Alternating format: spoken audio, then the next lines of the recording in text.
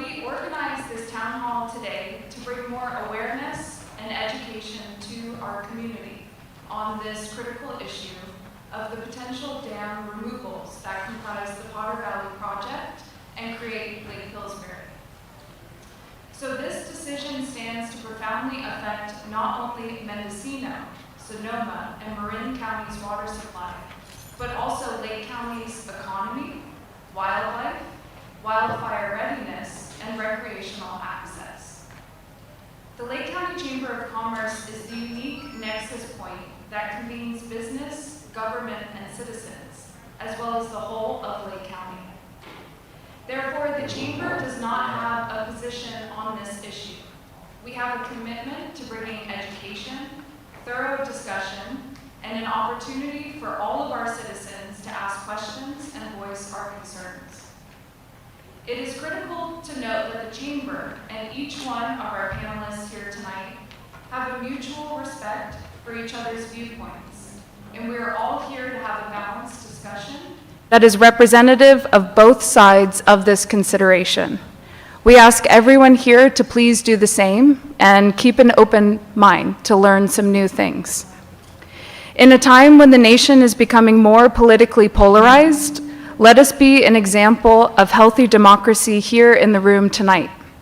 Let us demonstrate our small town pride, and let us demonstrate cooperation and tolerance with one another.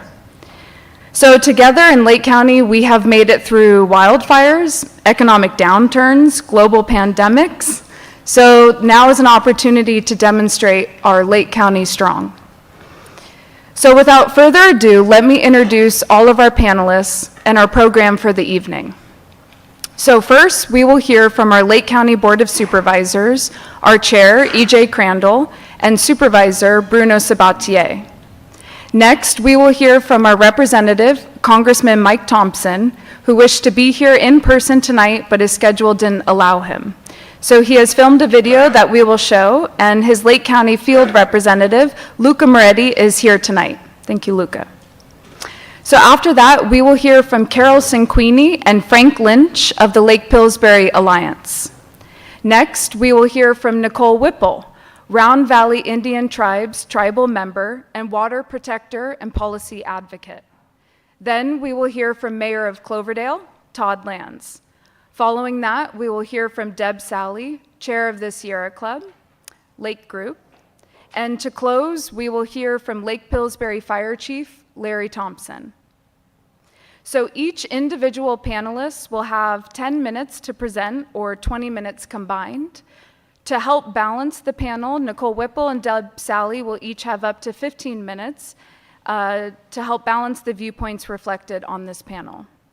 So then around 7:05, we will open to public questions and comments. So this is your opportunity to come up to the podium here and either ask a question of the panel or state your comment. So to allow everyone to have a chance to speak, you will have up to 3 minutes to do this. We will be timing it. We have our friendly but not so friendly timers, Colleen and Robert in the front here, and we will be keeping you to that. So please also be aware that right now we are live streaming, so all of this is recorded. So the Lake County Chamber of Commerce and myself sincerely thanks each of the panelists for participating tonight and for all of their hard work on this issue. We'd also like to thank Thomas from PEG TV, who's live streaming now, and Sam Houston of Houston Productions for all your IT facilitation. And then finally, we would like to thank each one of you in the audience and listening in at home for taking the time out of your busy lives to participate in this town hall. So, without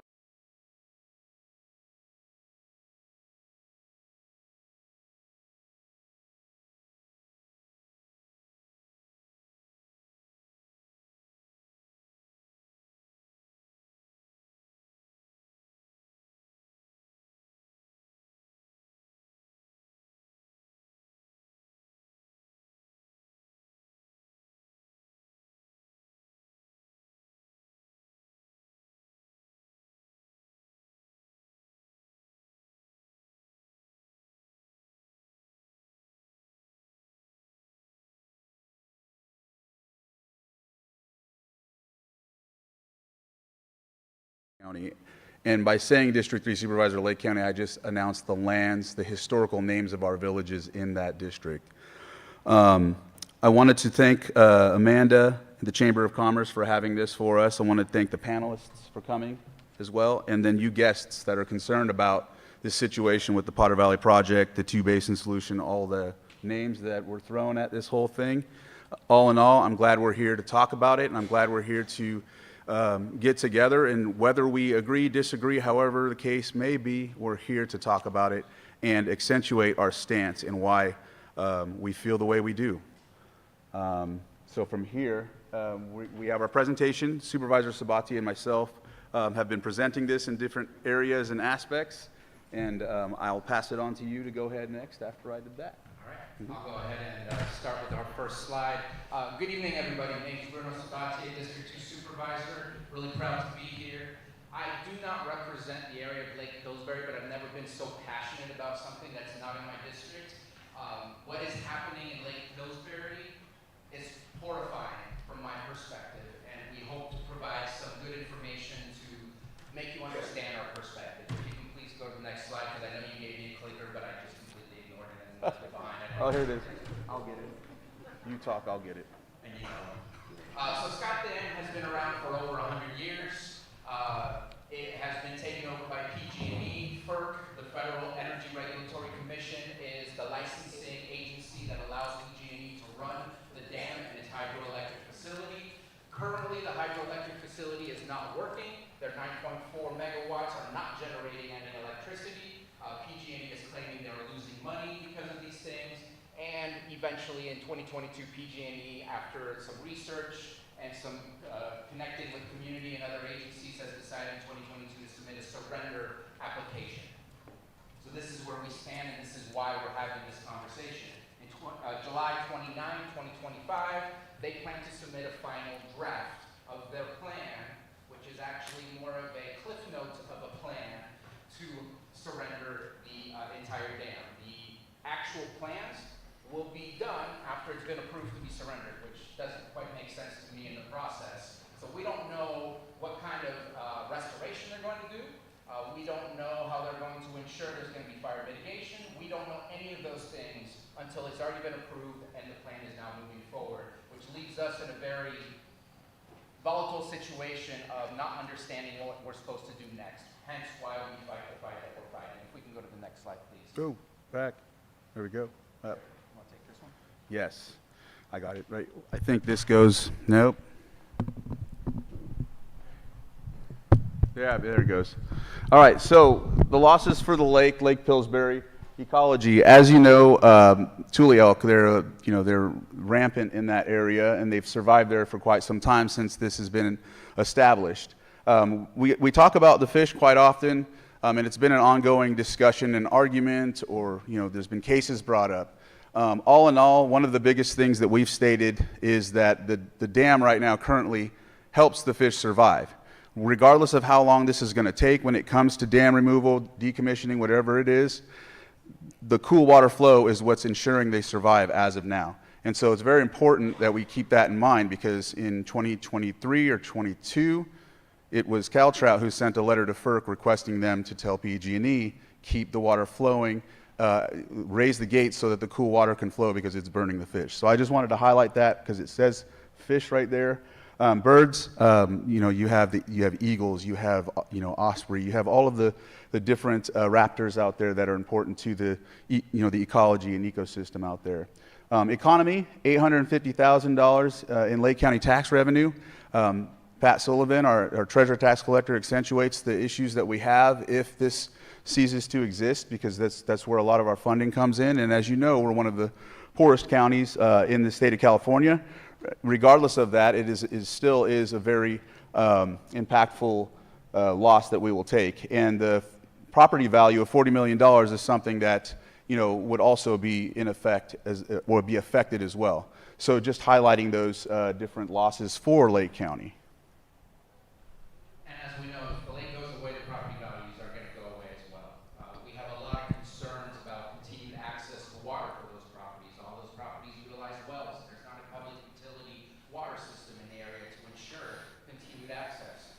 $1 million for Lake County more than 1% of our general plan. That is a huge impact to us. We already struggle to provide the resources our community needs. That loss would be absolutely critical for us. Lake Pillsbury is a huge water source.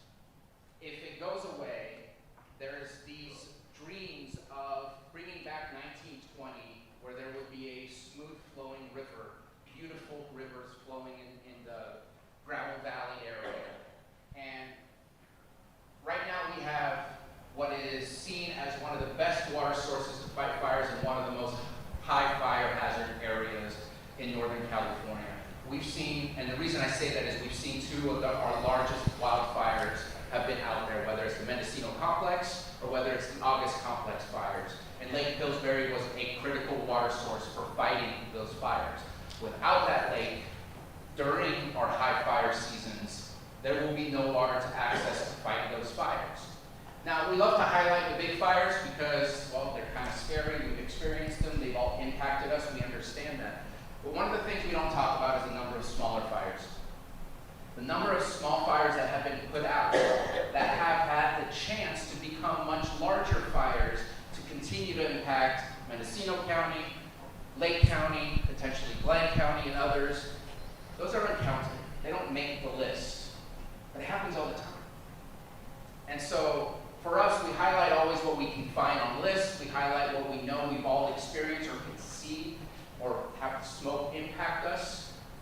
But I'm sure that Chief Thompson will be talking about this. The number of small fires that get put out because of the easily accessible water in the area changes what we know and what has happened around Lake Pillsbury.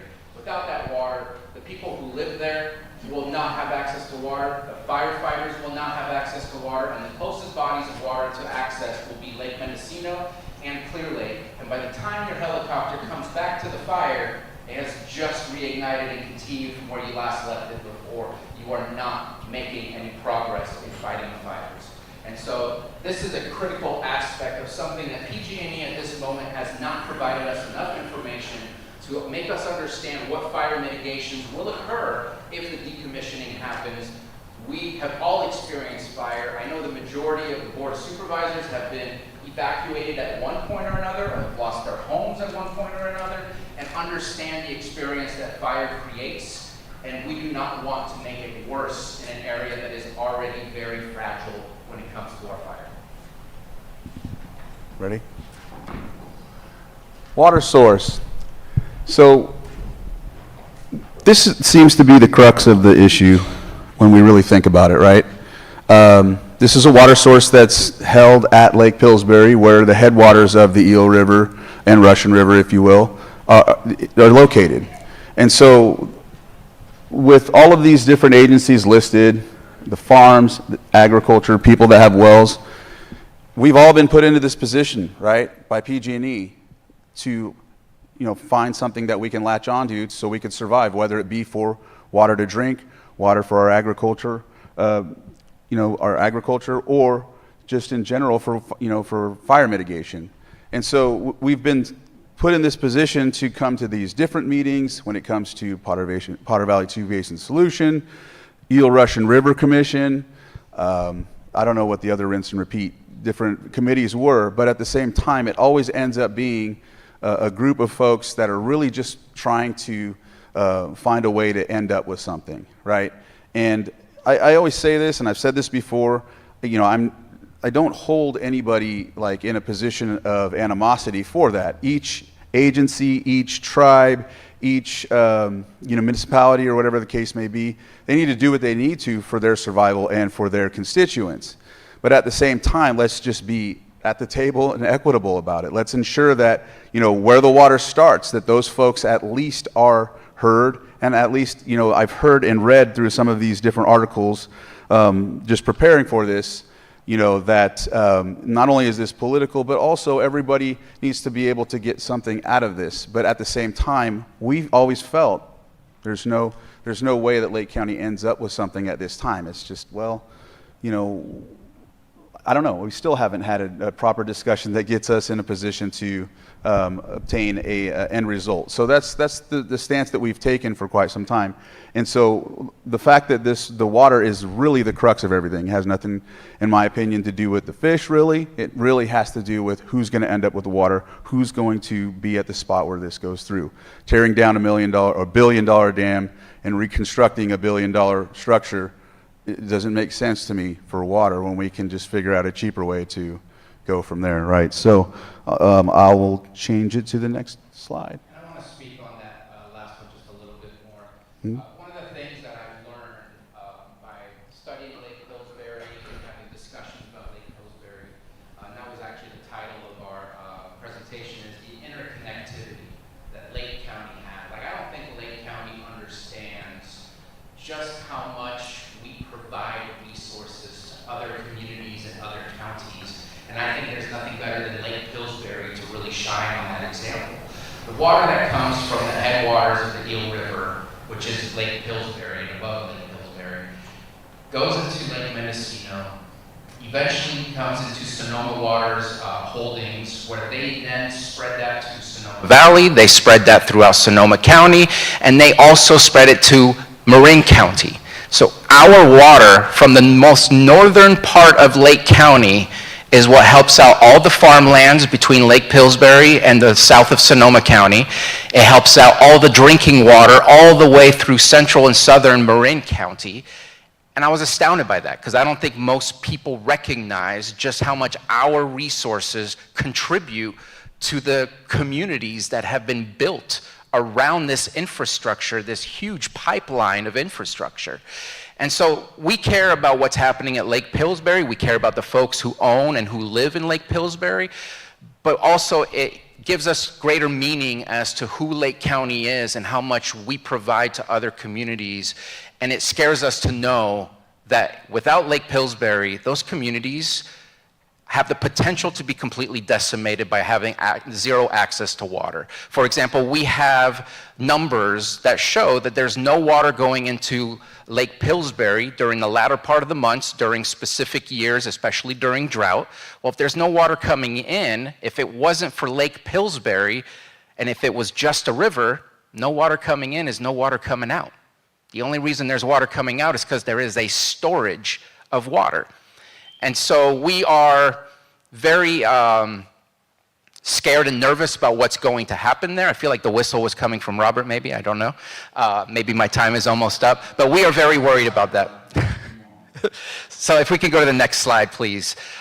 So part of PG&E's reasons are they have an issue with the salmon. They've been sued because of the salmon, who are an endangered species. There is no fish ladder. They cannot access their spawning grounds above and beyond. The economics, as I explained, they're losing $5 million a year, and there's a seismic study that they did after the fact that they planned to decommission, which lowered it from a good status, and I forget what, I think it's satisfactory status, to fair status.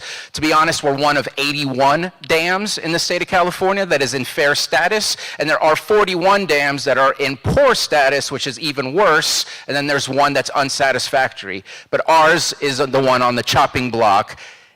It's an issue of economics for PG&E, who just wants to get rid of their asset. It's not an issue of what's happening. So Lake Pillsbury, Lake County's approach basically is in a nutshell right here. We have always stood by keep the dam where it's at. And it says keep the dam.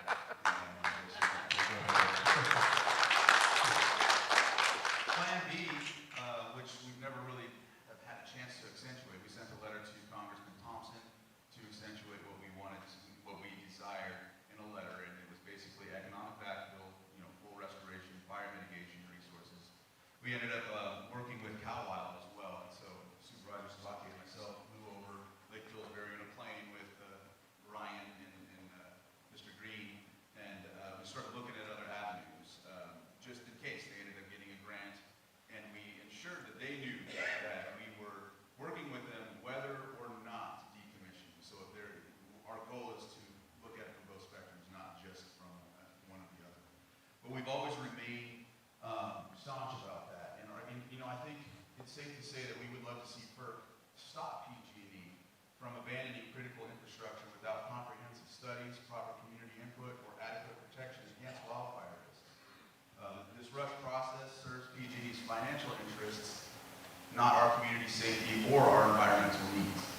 So I just want to add that to this slide, because that's something we've accentuated, and I think that's, I had to think of a way to put in this paragraph, and there it is.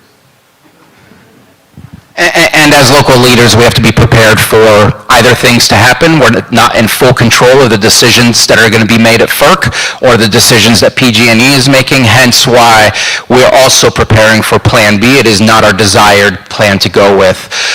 We just want to hit... I have 5 minutes. I thought I was over by 5 minutes. So I need to talk at least a little bit about climate change. California talks about climate change all the time. But for some reason in this conversation, the word climate change never gets mentioned. And to me, during climate change, we need to find ways to store water to ensure we can persevere during great droughts. We've already experienced, and I'm going to quote it because that's literally what we were saying, unprecedented drought between 2018 and 2022. We're going to see those again. We're going to see them again and again and again, and if you look at our projections, it's only going to get worse, it's only going to get hotter, it's only going to go longer. So why are we getting rid of a known quantity of water when there's future issues coming in? So in a drought, there's no water inflow, we just talked about that. Limited diversion flows, meaning that a limited amount of water is diverted from the Eel River towards the Russian River over at the Potter Valley Project. The drought impacts everything around us, meaning increased fires, prevents greater emergencies, again, going back to fires, and what everyone else has to endure during droughts, including our wildlife. A dam is also a flood barrier. Imagine, I believe it was 1964, without the dam there. When the flood, if you ever drive 101, you can see where the high flood levels were. They're almost like 15 feet above your car. Pretty high. Imagine without the dam there holding on to massive amounts of water to try and at least control some of the floods. Fish. We have much more issues than just a dam. And I'm not saying we shouldn't fix the dam with the fish problem that we have because they're not accessing their spawning grounds. But we know the oceans are getting warmer. We know the oceans, the food supply for salmon is depleting. We know that tires right now in the state of California are being forced to change their formula because they're finding that the chemical put on rubber to keep it malleable and not dry and crack is actually a huge part as to what's killing fish all over rivers throughout the Northwest that are near the roadways. We know these things as facts. We can solve this issue of the dam without breaking the dam, and we are ignoring all the other issues that are happening worldwide as if the dam is the only reason this is happening. And I think we need to have a much more open view of what all the issues are.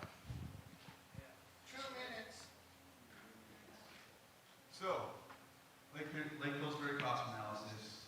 The upgrade to maintain Scott Dam annually comes to about $100 million for a fish passage. Seismic retrofit, $300 million. Like I said before, same, spending a specific amount and then reconstructing another amount. It doesn't make sense. Decommissioning Scott Dam, deconstruction, restoration increases to PG&E rates, which, in my opinion, this is PG&E's way of shifting the liability onto the ratepayers.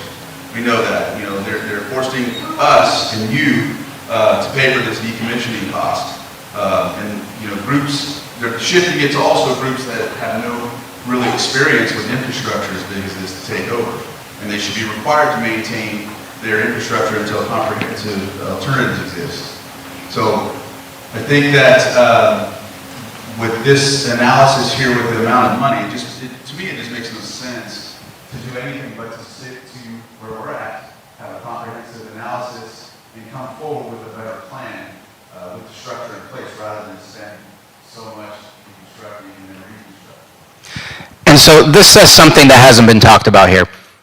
They're going to build another dam, or they're going to expand other dams that already exist, because Sonoma County and Mendocino County and Marin County are going to require the same amount of water that Lake Pillsbury currently holds. So you're going to destroy a community, find another community to potentially destroy and build a new dam or increase a dam at a cost that is just cost prohibitive to put on the taxpayers and the ratepayers. So all of these numbers are approximations, they're not exact. During our not Russian River Forum, but during some of the forums we had with Congressman Huffman, fish passage was anywhere between 50 million to 100 million.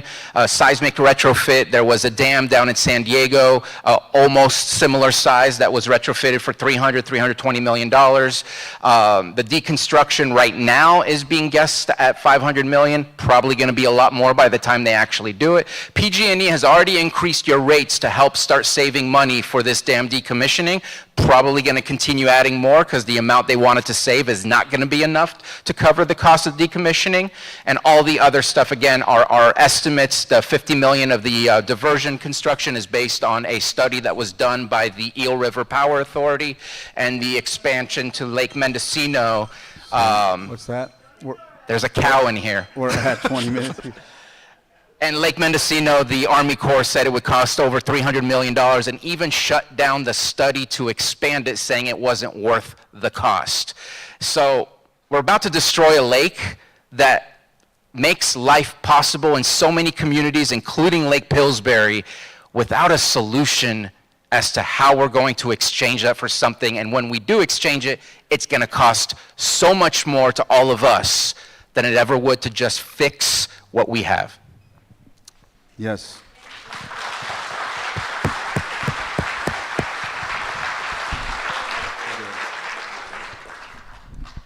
Save Lake Pillsbury.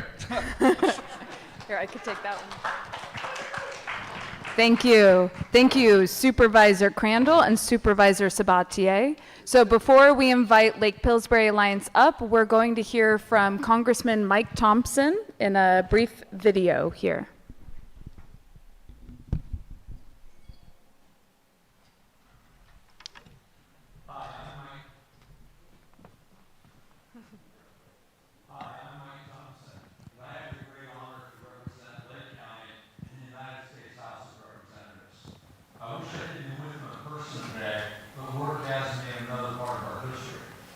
Thank you to the Lake County Chamber of Commerce for bringing us together for this important discussion, and for all of you taking the time to be here to speak up for our community. Ever since the future of the Potter Valley Project in Lake Pillsbury came into question, I've been working to make sure Lake County has a seat at the table and is part of the discussion. I've sent numerous letters to both federal and state agencies, including the Department of Interior and the U.S. Forest Service, raising serious concerns, especially around wildfire preparedness, economic opportunities, and the impacts on our environment. The Lake County Assessor's Office estimates that the dam contributes about $850,000 in annual property tax revenue to our county. PG&E disputes that figure, suggesting the amount is closer to $100,000. While the exact number is still being debated, whatever the final dollar amount, the economic impact on Lake County is significant, and it must not be taken lightly. And when PG&E submitted its initial draft surrender application, I sent another letter to PG&E's hydroelectric team, this time highlighting the serious lack of detail and how PG&E plans to work with local stakeholders during this process. It's also important to understand that we're still at the beginning of a very long process. The submission of the final surrender application and the decommissioning plan with FERC marks the first step in a multi-year decommissioning process that has to be approved by the Federal Agency of Energy Regulatory Commission, FERC. If the dams were to be removed, the process would not happen overnight. I'll continue to work for continued input, review, engagement, and to ensure that Lake County has a seat at the table. I've emphasized again and again that decisions of this magnitude cannot be made without listening to the people who will be most affected. Most recently, I convened a roundtable with U.S. Forest Service, PG&E, and Lake County supervisors to ensure clear communication throughout the process and to make sure that your voices are heard directly. I know there's a lot of fear, frustration, and uncertainty about what comes next. The stakes are very high for our environment, for our economy, and for our ability to respond to wildfires. I share those concerns, and I will continue to work for a solution that respects every community affected. Thank you again for being here tonight and for standing up for Lake County.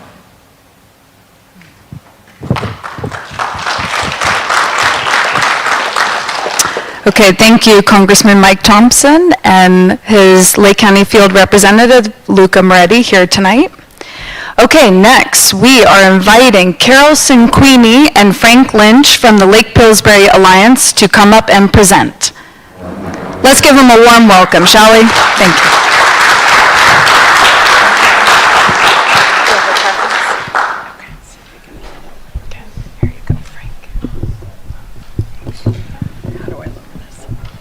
There we go. Got it. Can you hear me, everybody? Great. I'm Carol Cinquini. I'm on the board of directors, Lake Pillsbury Alliance, and I'm really happy to be here and be able to present our perspective regarding Lake Pillsbury and why we think it's critically important to save this Scott Dam and preserve the Lake Pillsbury community. What she said, but my name's Frank Lynch. So many in this room understand Lake Pillsbury is the hub of the Mendocino National Forest. It's the heartbeat. It's where all the activity is. It's where all the community is. And we want to maintain that. Clicking. Oh, There we go. There we go. So the regional benefits of Lake Pillsbury, I'm going to try to give you a broad view of, I mean, most of you know about Lake Pillsbury, but I'm going to go over it just so we're all talking about the same thing. Lake Pillsbury is the headwaters of this water system that serves the region for the whole regional water supply. It's essential for fire protection, has been discussed. It supports a lot of wildlife in the area, nature species. It's a great recreation area, and it provides economic benefit for the whole of the community in the region. The benefits are $850 now that we've just been updated from the Lake County Assessor's Office per year. And we also, because the people have places, recreational places, the public goes up in camps, they stop in Lake County, they stop in Mendocino County, and it provides a regional benefit. There's not a Walmart at Lake Pillsbury.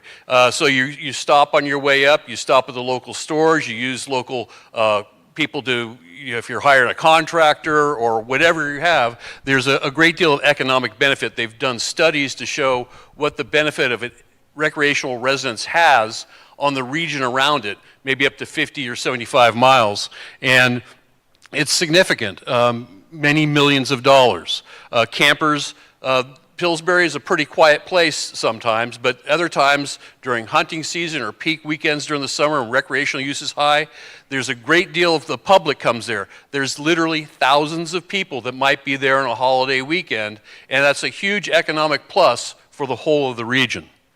About 10 million. It's about $10 million that goes into Mendocino and Lake County in some fashion, whether they're buying gas, stopping for fast food, need an impeller for their boat.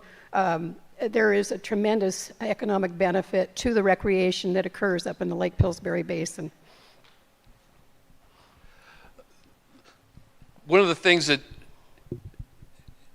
is a kind of a damning thing and a great thing about Lake Pillsbury is it's not well known. It's because it's isolated. You have to work to get there. And that's one of the great things about it. But when you do get there, it's really kind of the anchor of the Mendocino National Forest.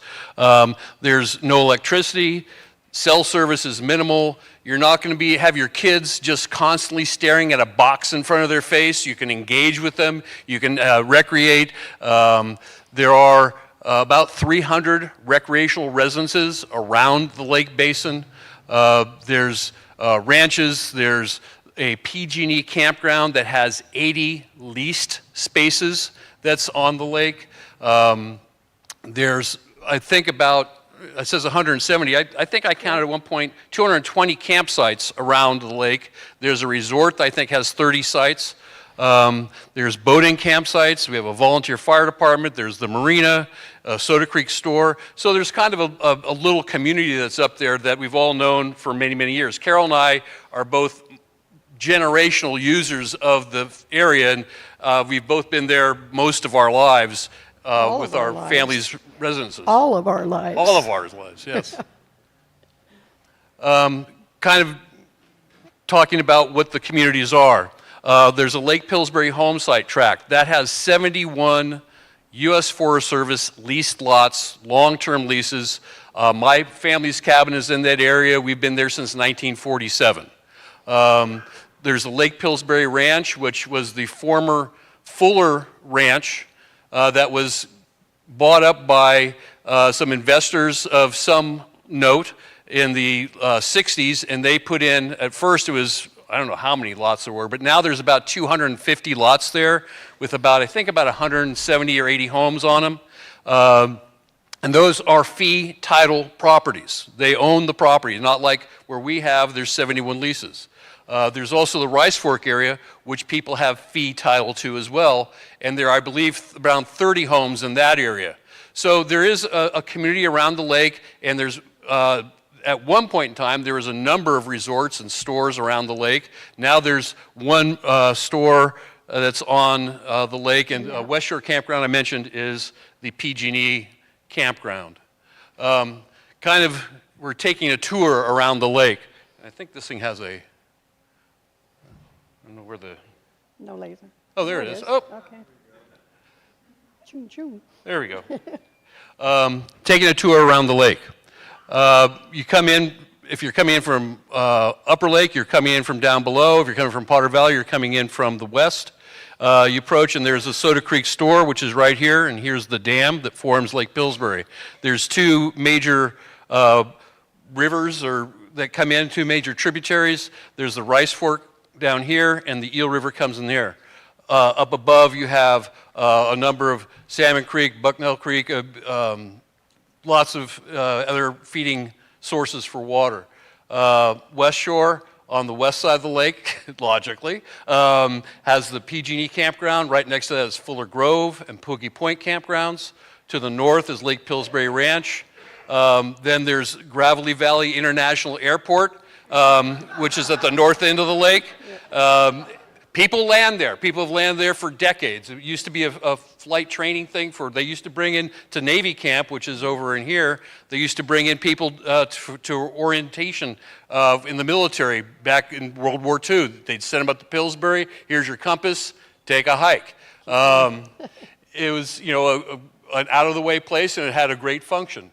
Oak Flat Campground, again on the north end of the lake. On the northeast, you have Sunset Campground, and then the Lake Pillsbury home sites of the northeast end. There are boat-in campsites down here that during the months of, usually it's June and early July, there's a group of people that come in. It's usually about 100 people every year that are all down in that area.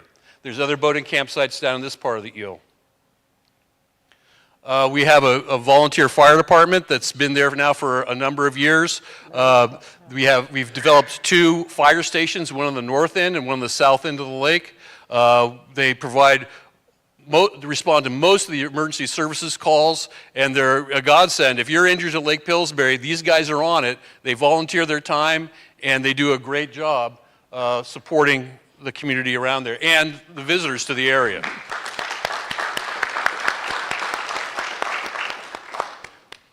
People have fun at the lake. This is just some of shots of recreational users. It's a beautiful place to be. In the off season, it's quiet, but you can recreate and have a great time. In the summer, there's much more people around, and you get together, and it's a great place to be. Wildlife, we talked about the elk and the raptors, fisheries. People dive for turtles. Will you click? Yeah, I'll click. Okay. We're going to move on to impacts of dam removal.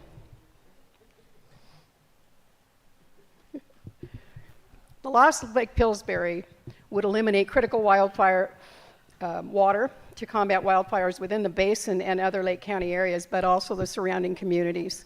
In the August Complex fire, there was water that was used in 4 counties: Glenn County, Lake County, Sonoma County, strike that. Lake County, Mendocino County, Glenn County, and Colusa. The elimination of Lake Pillsbury would eliminate a significant barrier that stops wildfires, could prevent wildfires from going into Upper Lake, for example.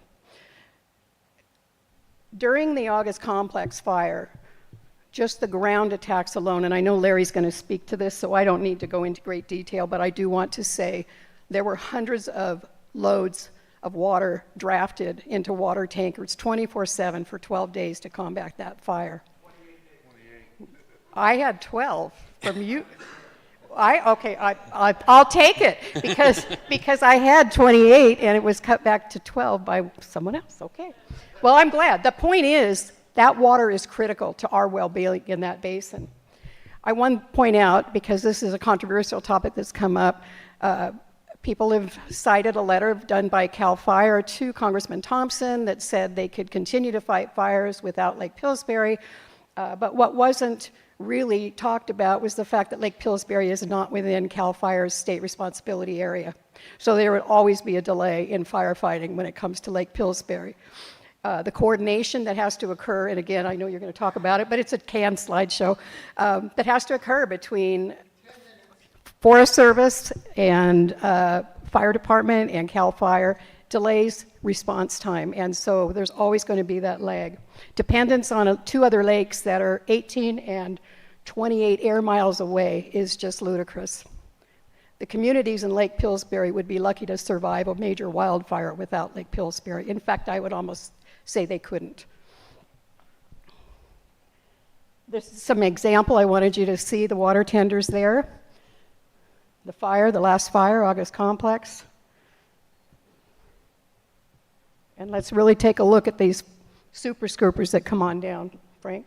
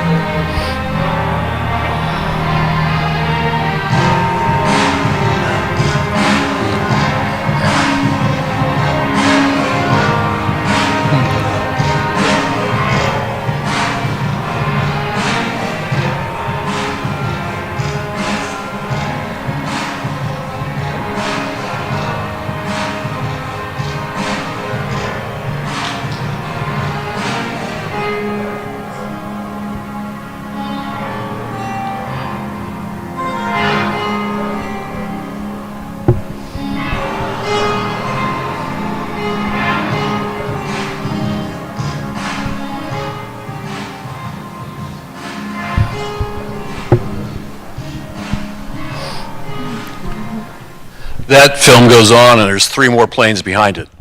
That's right. There are tremendous impacts to the recreational users, the communities in the Lake Pillsbury area.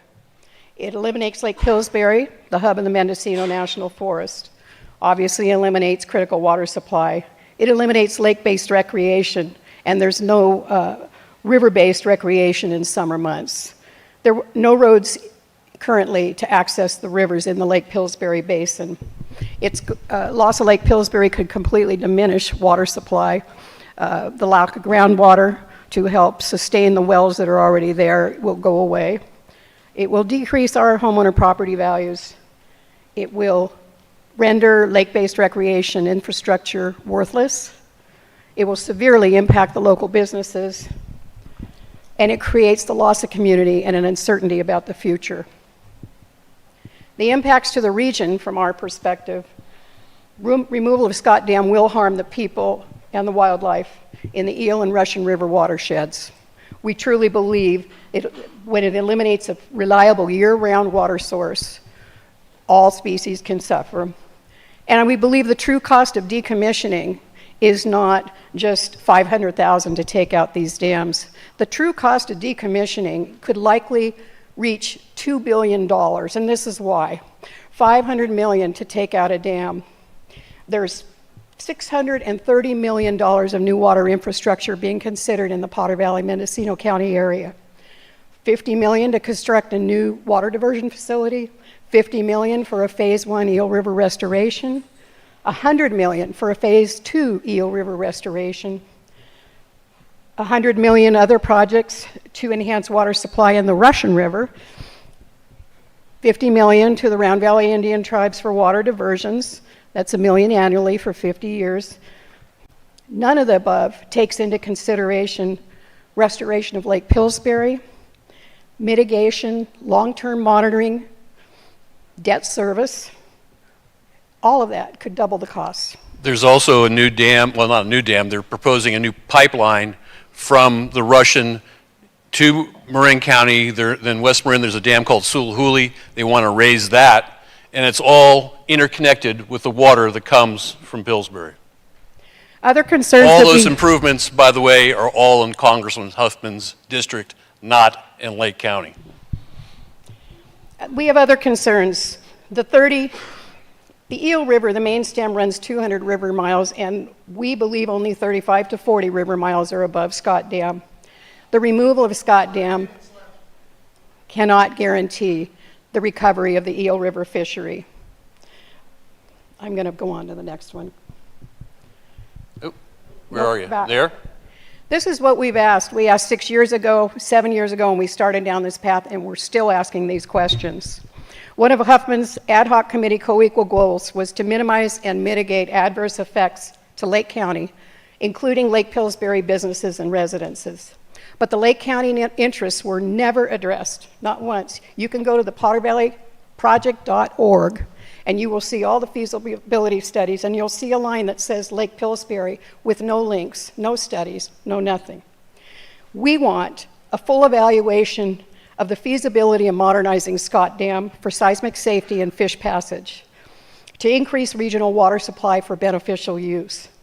We would like to see, we want an evaluation of the impacts on the people and the wildlife in the Lake Pillsbury Basin in a dam renewal scenario. We want to evaluate fish mitigation impacts and enhancements that could be made as an alternative in the miles of river below, the Eel River below Scott Dam. There may be a plethora of mitigation enhancements that could be done in lieu of removing the dam. We'd like to see that all the follow-up studies that were done by the two basin partners are completed. Every single study they did had some kind of disclaimer by the consultant that said additional information was needed. And we would like to see a full regional cost-benefit analysis of what the aggregate capital costs are for dam removal. These costs will be borne by PG&E, and they're going to be borne by the ratepayers, by the taxpayers. And that is our story, and I'm sticking to it.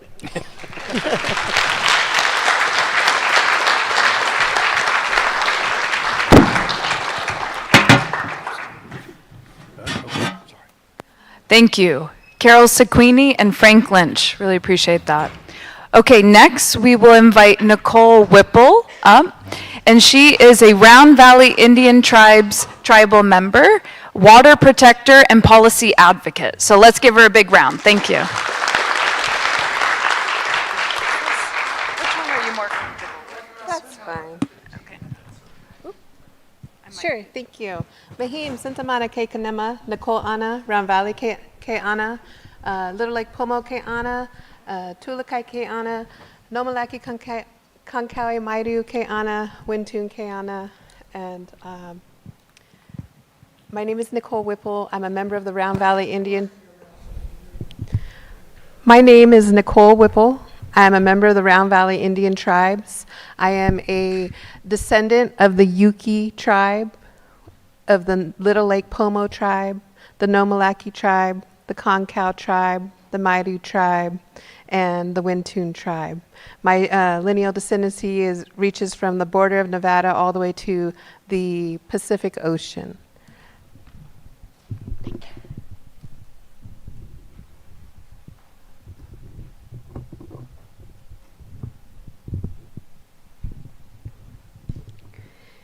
And I would just like to thank everybody, the chamber, for inviting me here and allowing me to be here to share and, balance this out a little bit. I have a lot of things in response. I have had the opportunity to sit on panels I am new to the policy world. I am probably 3 going on 4 years of working in policy work, and over the last 2 years, I have been sitting on panels with the Eel River, IRPA, Russian River planning, where we did some planning. So, the first thing that I would like to address is that, I've been sitting on panels with all of these panelists here for over 2 years talking about this same discussion, and have seen them at the table many times. So I feel a little uneasy when I keep hearing that, and I hear you, I'm empathetic to understand that, some of the voices feel like they haven't been heard, but guaranteed I've been sitting at the table with all of these panelists for close to 3 years now talking about this topic, and the information has always been shared. We all get the same information. I just want to put it out there that I am a tribal member of Round Valley and a very strong advocate for Round Valley. Free the eel.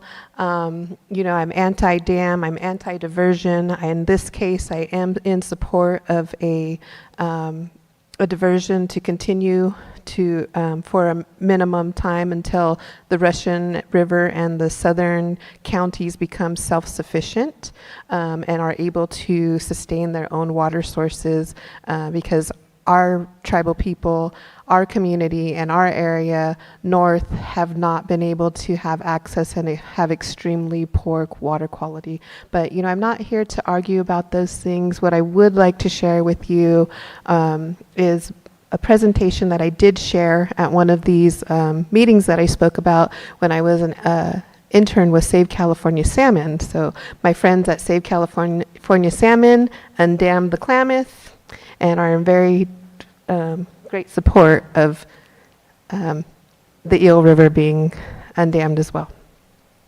So just a little bit about tribal water rights. Just to clarify, I don't speak on behalf of my tribe. I am a student of administrative justice and Indigenous peoples law. So first in time, first in right. So I introduced myself to you. I was blessed to have been able to work. I am also a ecocultural firelighter with the local agency, Terra. I simply am on their fire crew. I don't work for them or represent them in any way, but I do give them a shout out for all the teachings and trainings that I've been to have with them. My family's in the middle, and then I did, start my policy travels working with Assemblymember Ramos when our Yuki committee was able to change the name of Hastings Law School for the detriment that that Hastings put onto our Yuki people. Next slide. Oh, do I have the? Okay, thank you.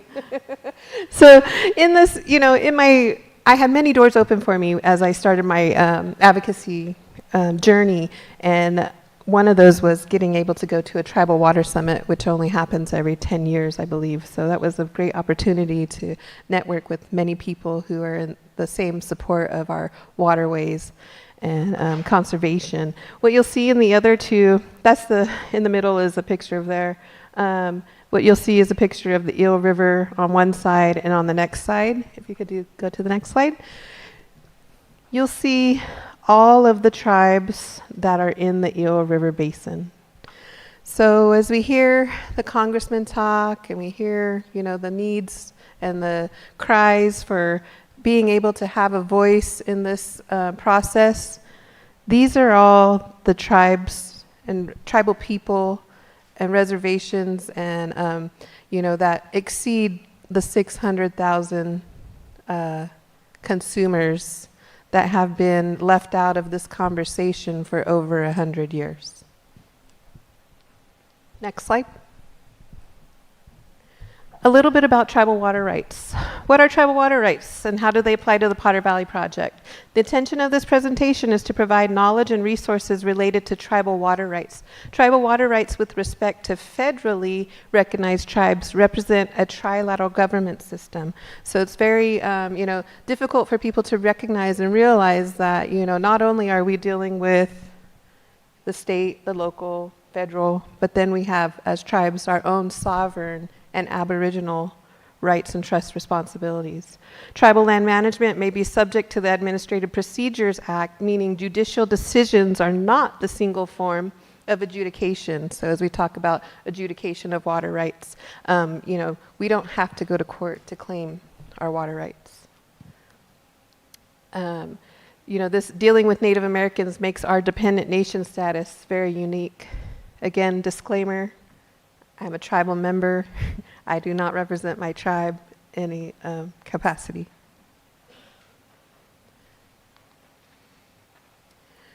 Tribal water rights cannot be destroyed by state water law. Water rights are the entitlement authorizing water usage. These are property rights. Holders do not own the water, but the right to use. The California State Water Board may be called upon to adjudicate California water rights. In respect to tribal water rights, both state and federal laws apply, which is why we're so heavily dependent on FERC, right? Tribal water rights equals senior water rights. In Winters, the Supreme Court examined tribal water rights to water associated with the Fort Belknap Reservation. The Fort Belknap Reservation was created by an agreement between tribal parties and the government. At the time, the government had a policy seeking to transform Native Americans from a nomadic and uncivilized people to become a pastoral and civilized people by providing them lands to develop. With this, I would like to share, as my co-panelists, spoke about Lake Pillsbury. Well, I keep talking about the Yuki tribe and, the history of changing the law, the Hastings law, he was our first Chief Justice. Changing the name of Hastings and why it was so critical is that Lake Pillsbury sits on a Yuki site. Those are my ancestral sites.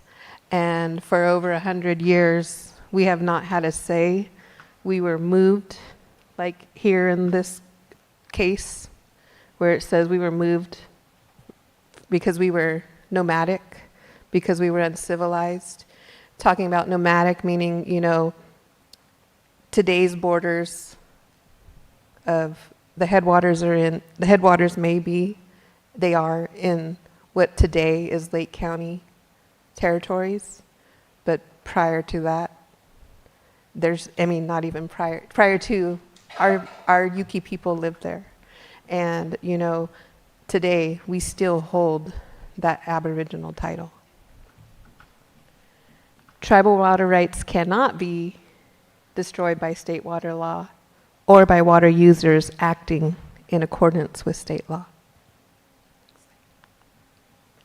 So a little bit about the Eel River Basin. The Eel River is the third largest salmon-bearing river in California. The river flows through multiple counties, over multiple agency jurisdictions, and private lands. We've heard all that, right? It holds tribal significance and place names representing the ancestral territories of both federally recognized and non-federally recognized tribes from Humboldt, Trinity, Mendocino, and Lake County. The federally recognized tribes are the Ronnerville Rancheria Bear River Band, the Wiyot tribe, the Caddo tribe, the Round Valley Indian tribes, Sherwood Valley Band of Pomo Indians, and the Potter Valley tribe. So again, when we talk about those people, those users, those consumers, those who hold Aboriginal titles and rights to the watershed, these are the people that I stand up to advocate for who have not had a voice. Next slide. So one of the concerns that I have, that I continue to hear in this process is, why is Round Valley Indian Tribes the lead tribe or only proponent? The Potter Valley Project is located in the ancestral territories of the Yuki and Pomo tribes. The Eel River Basin includes several tribal territories, including the Wailaki. The Round Valley Indian Tribes is the only tribe where the 7 Yuki tribes and Wailaki tribes are federally recognized.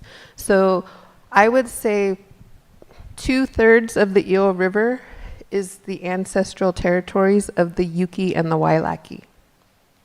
And those 2 tribes are only recognized by Round Valley. In 1852, Congressional Act creating the Round Valley Indian Community, known today as Round Valley Indian Tribes, predating any other water right. So a congressional act was made to create our tribe, which gave us first in time, tribal water rights.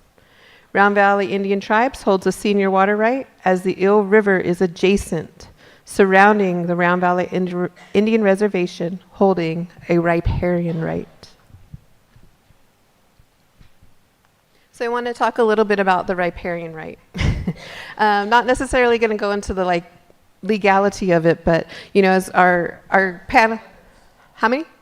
Okay, as our panelists talked about the riparian rights and the tribal water right, when we talk about fire, I give kudos to CAL FIRE for putting out the support because we fight fire on the ground, not with water. And so we sit right here in Lake County is a riparian area that has been mismanaged for many, many years.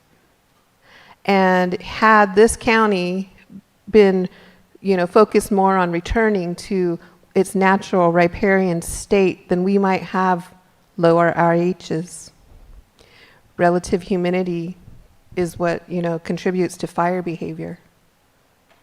If we were not, dredging all of our watersheds and our water sources, then maybe we would have more sustainability, ability to fight against wildfire. But we don't, because we continue to dredge and divert and drain our watersheds and our water basins and move water for things that are not viable, are providing economic wealth to the Lake County. One thing that I really would encourage you to consider and understand is that Lake County is one of the lowest economic value counties in the state.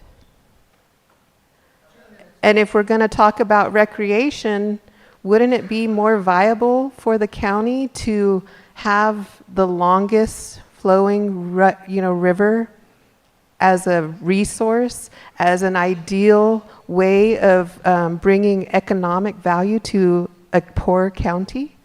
Because right now, it's not. Right Better now, talk, please. We are in one of the poorest counties in the state, and this lake is not saving us. This lake, I live here.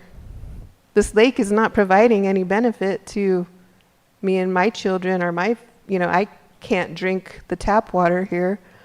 We have selenium, killing our due to conservation. We have, had we see our chai cultural resources coming back, but we also see ag runoff with selenium making defects in fish. So what do you think that's doing to our water sources and the water that we drink?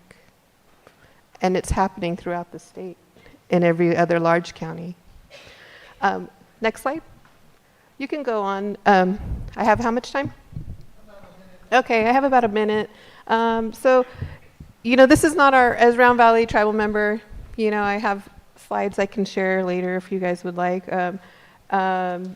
Just want to point out that, this isn't our first go-around with FERC or PG&E.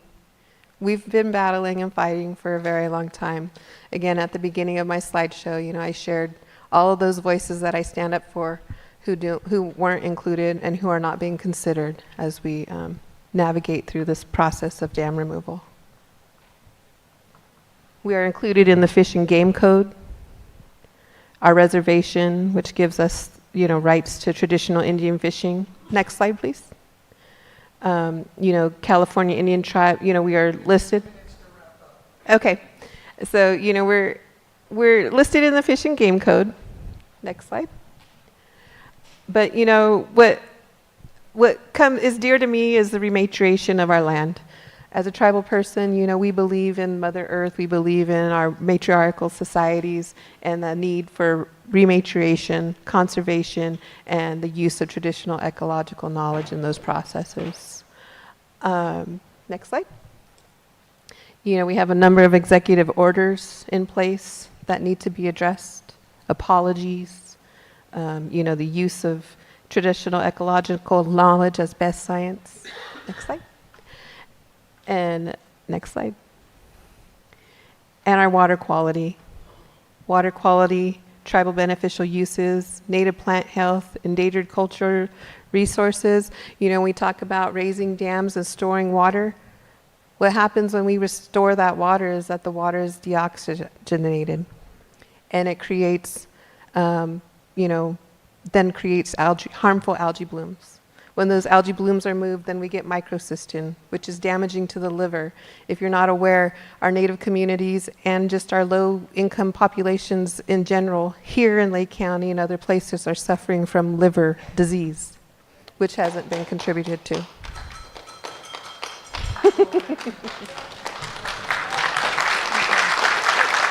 Thank you, Nicole. Nicole, were you finished speaking? Just to wrap it up, just because you were preempted there, so we'd like to give her the respect to wrap that up. Thank you. Yeah, I just kind of ran off the stage. Next slide.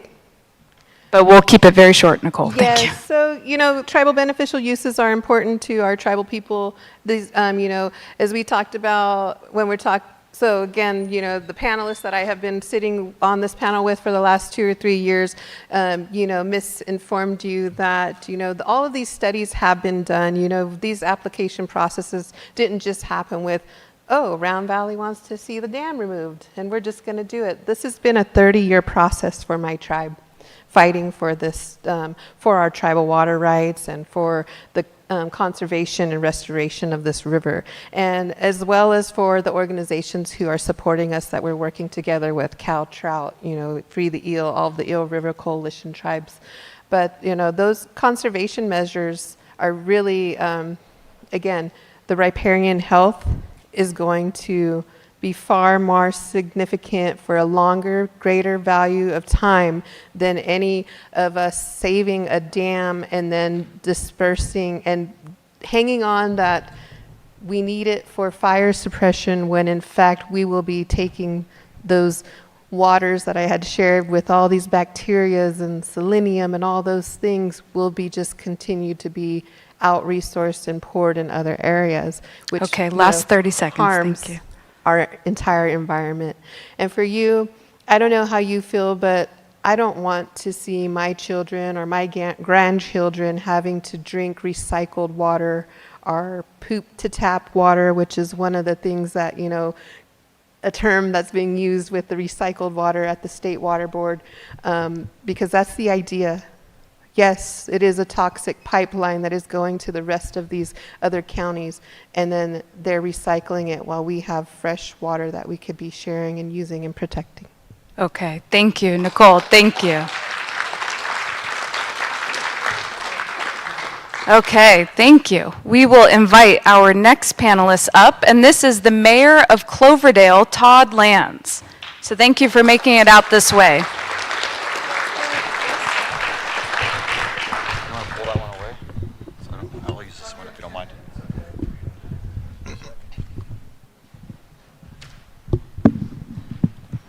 Hopefully these mics don't override each other. Like she said, my name is Todd Lands. I am the current mayor of Cloverdale. And I want to start out by thanking Lake County Chamber of Commerce for inviting us and our two Lake County supervisors here. You guys did a great job. You guys did a great job at our town hall, and I really appreciate you inviting me to yours. I want to thank every member in the public that's here. I know a lot of you are from this area.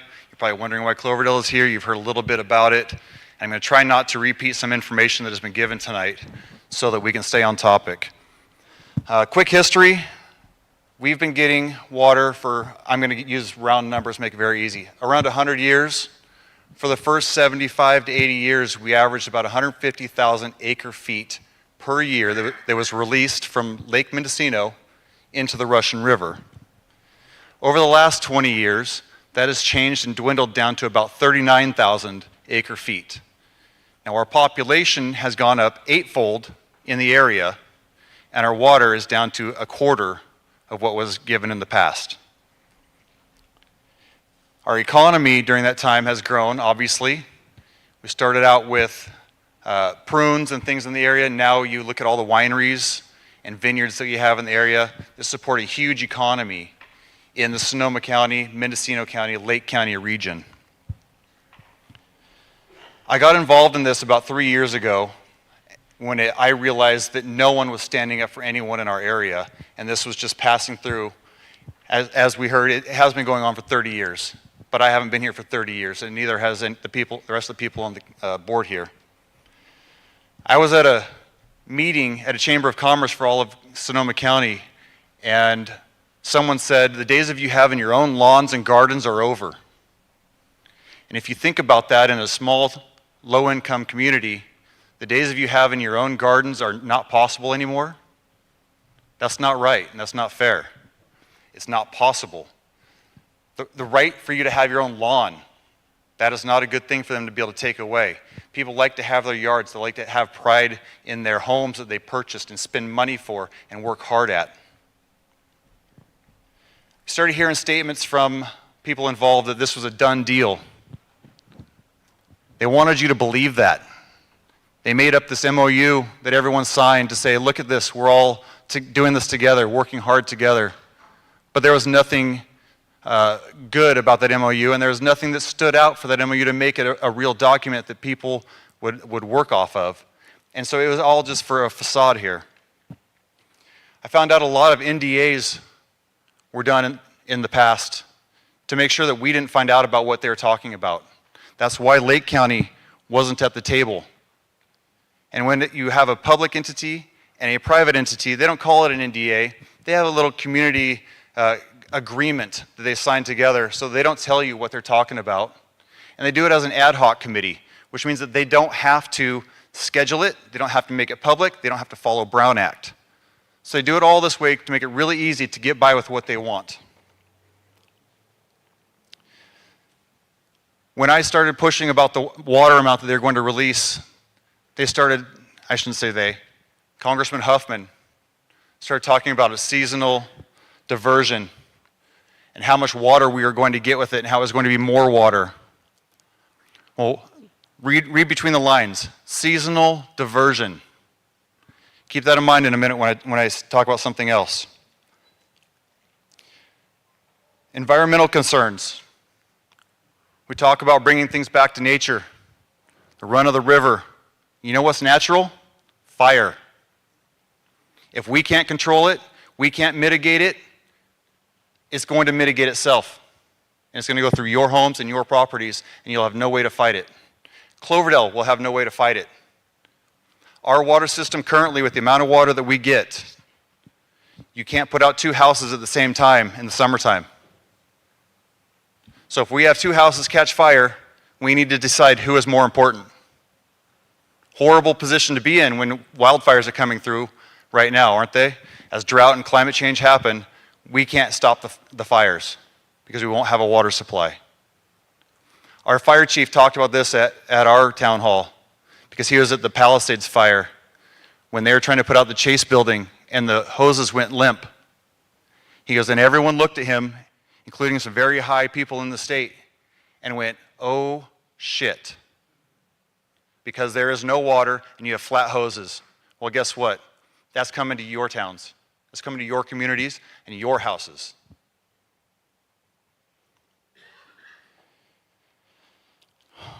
Sorry, I'm going through my notes. Things that they've already talked about. I'm trying not to hit them all here. One of the things that we talk about, that we hear, is water is life. Well, water is life. This is coming from the people on the other side that are supporting this. Water is life. Well, guess what? Our lives matter as well. And they're not looking into that. They say we're caring loudly. We are, because we care. We care wholeheartedly. We need this to survive. It's not about anything other than survival at this point. Approximately 90 species of animal will go extinct in the area. We've been watching the bald eagles at the Cloverdale River Park. If there's no water there, there's no way you're going to have the animals that we have currently. The future solutions, this lacks the water for basic needs, the equity issues. There will be no river for people to swim in when it's 100 degrees plus for 2 to 3 weeks at a time like you get in Cloverdale. You won't be able to have swimming pools because you can't put water in them.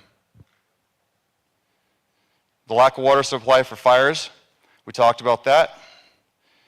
The current water diversion, if you look at the Macmillan engineering study, there was a question asked, how do you fix it? Macmillan engineering study talked about the dam. There was a way to do it. You put in a fish ladder and you rehab the dam as the cheapest, fastest, most efficient way to fix this problem. But the environmentalists involved would not let them look into that because they did not want that. If the dam did not come out, it was not an option.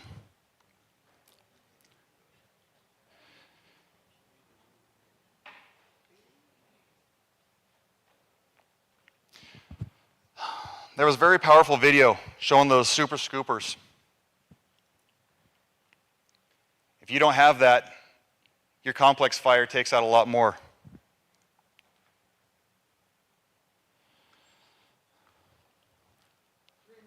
Thank you. So I've been working with Sonoma Water, and this is where I want to spend my last time here. I've been working with Sonoma Water because they've been trying to make me understand how their engineering is right. And so I asked questions at one of their meetings that they invited me to, and I said, under your new diversion theory, show me how many days that water would have got put into Lake Mendocino and how much water would be released into the Russian River. I asked them for that information a while back, and they said they would get it to me. They showed it to me 2 weeks ago and have been working with me quite well. And I looked at them and I said, you guys just proved my point. There's less than 2 weeks throughout the year, the water will be diverted under the theory they are putting forward. And I said, who invented this theory? Who came up with these numbers? Who's the engineer that would do something dumb like this? They said, well, it was the engineers that were approved from the people above the dams. So let me give you an example. During December, water flow has to be around 300 cubic feet per second measured in the Eel River for water to be diverted. But it can't be diverted until you're able to do more than 5 cubic feet over the top. But you can only divert 20% of that 5 cubic feet per second. And it basically, what is this huge equation that comes down to, if you want 300 cubic feet per second as your number, you're getting into 360 cubic feet per second as the number before you can get one drop to come in. And then there's only certain percentages. And it comes out to where you're never going to have water into Lake Mendocino. So we're here to talk about Lake Pillsbury. You forgot Lake Mendocino is not going to be able to fill up. And then no water is going to be able to go over that dam. You could raise it as high as you want. There's nothing to put in it. It doesn't make a difference. Under this new diversion, they say it'll go dry 2 out of 10 years. Now throw in a couple drought years. Throw in this theory that the Round Valley engineers gave you, you will never get water into Lake Mendocino, and if you do, it's minimal. This isn't a good plan. They kept you away from the table for a reason. They kept us away from the table for a reason. We're at the end of the hose. There's no water in it anymore. And so all the vineyards are leaving. Sonoma County did an economic impact report. You're talking $65 million for a 10% difference in this. We fail completely. Cloverdale, Alexander Valley, all the way through Healdsburg fails. They talk, oh yeah, just build a pipe. Oh, raise the dam. Those are great plans for 30 to 50 years. I'll get on board with all of them. But it's going to be in 30 to 50 years. And if you don't believe me, look at the Sites Reservoir. 67 years to get approval to build because of the environmental regulations that they put forward. That's why we're here. I'm sorry? Yes, sir. I could go on and do this all night because there's a lot of information. But I am so thankful for what these guys are doing and that we can all work together. Same ideas, different parts. I'm not here to tell you how to save your dam, but I'm telling you your dam affects us, and I'm on board, and so is every single person in the Alexander Valley.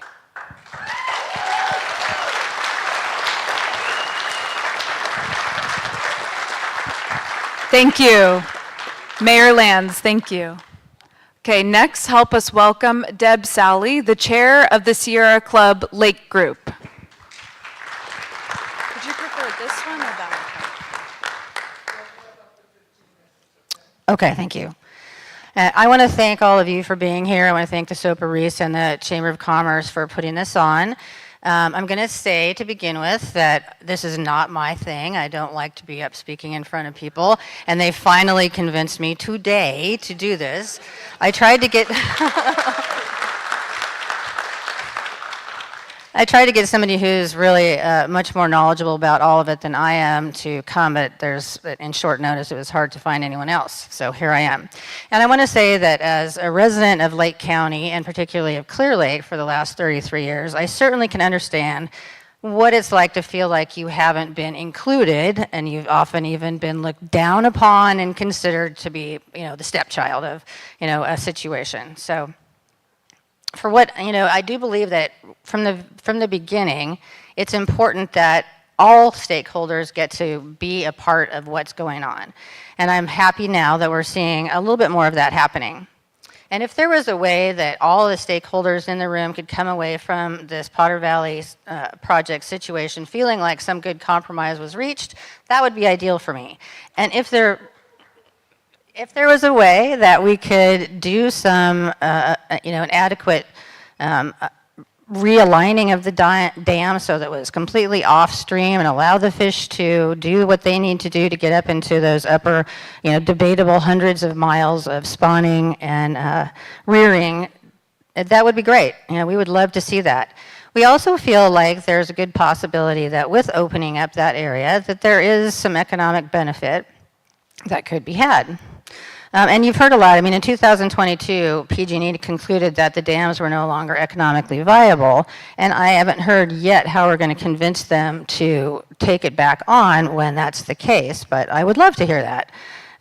In recent years, the money-losing dams have stopped making electricity, which renders them useless for energy production, which is what they were originally built for. Possibly that could be changed, but in the meantime, it's really just all about trying to do both, provide water and have the flood control that we've been used to having, the area has been used to having for 100 years.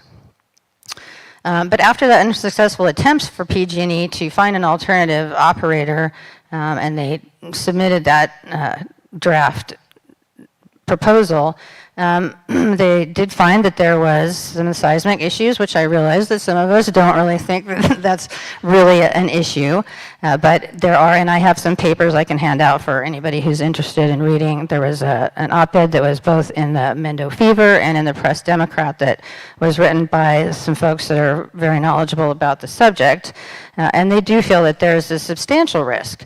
Now, we just had a couple of 4-something earthquakes up in the area, and there was no big deal. But there could be the potential of a 7.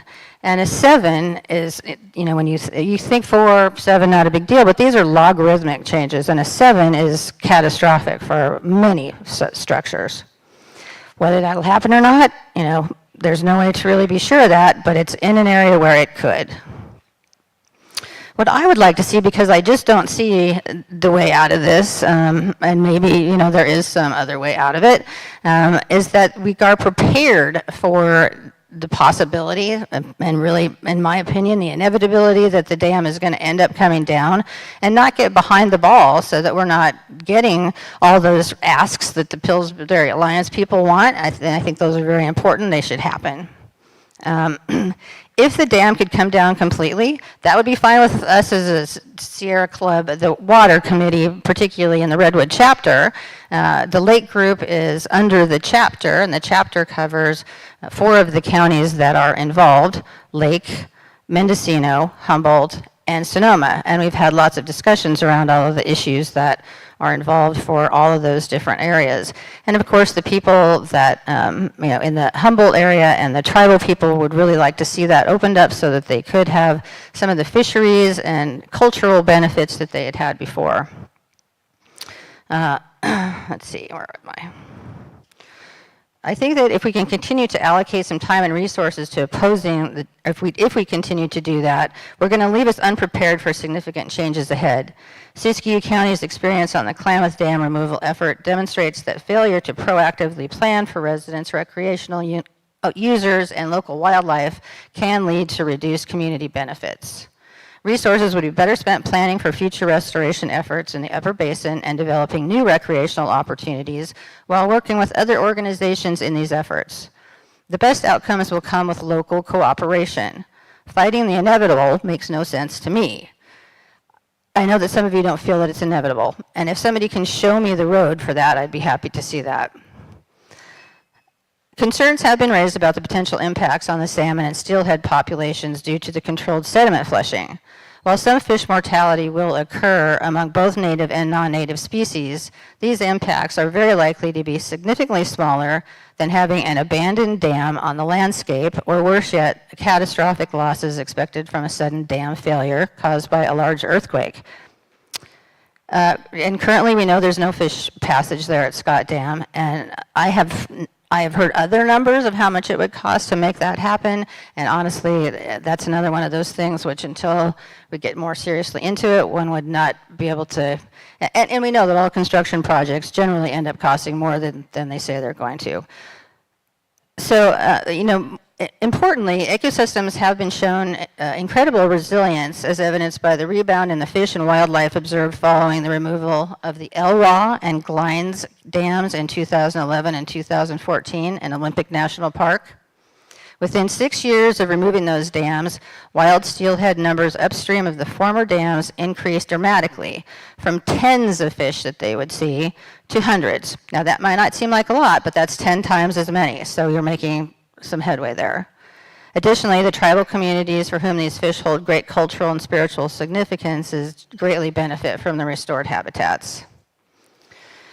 PG&E is mandated to submit its surrender application on July 29, 2025, with decommissioning planned to begin in 2028. Under the FERC regulations, PG&E will permanently be barred from holding the license again if they go through with that. And then there has to be somebody else to take on all that risk and responsibility.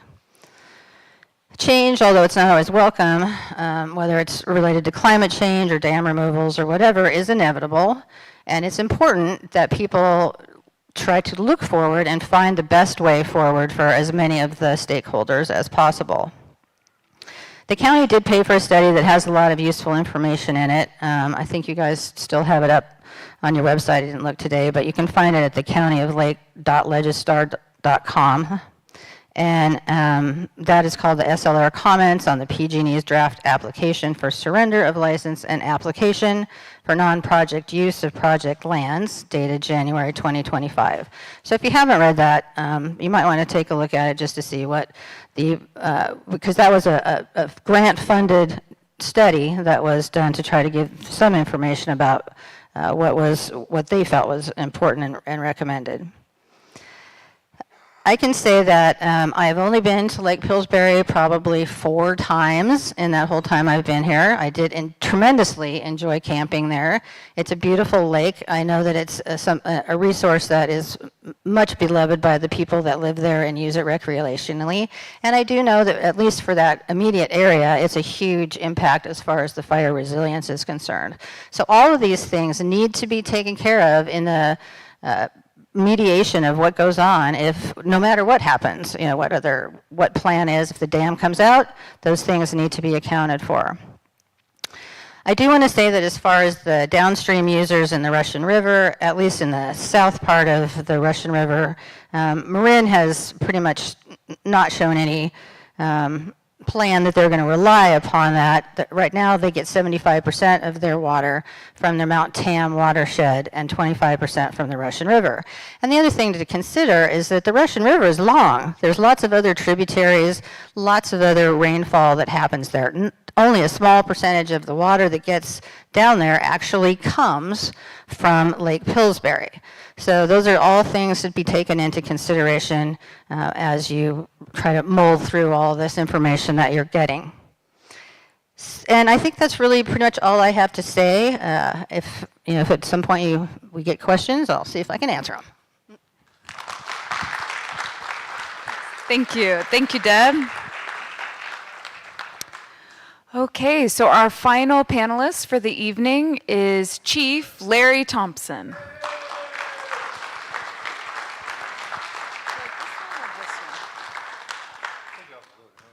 Go ahead. I can advance your slides if you'd like.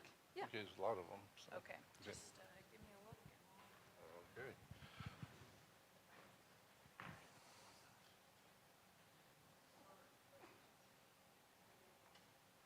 This is the first one up.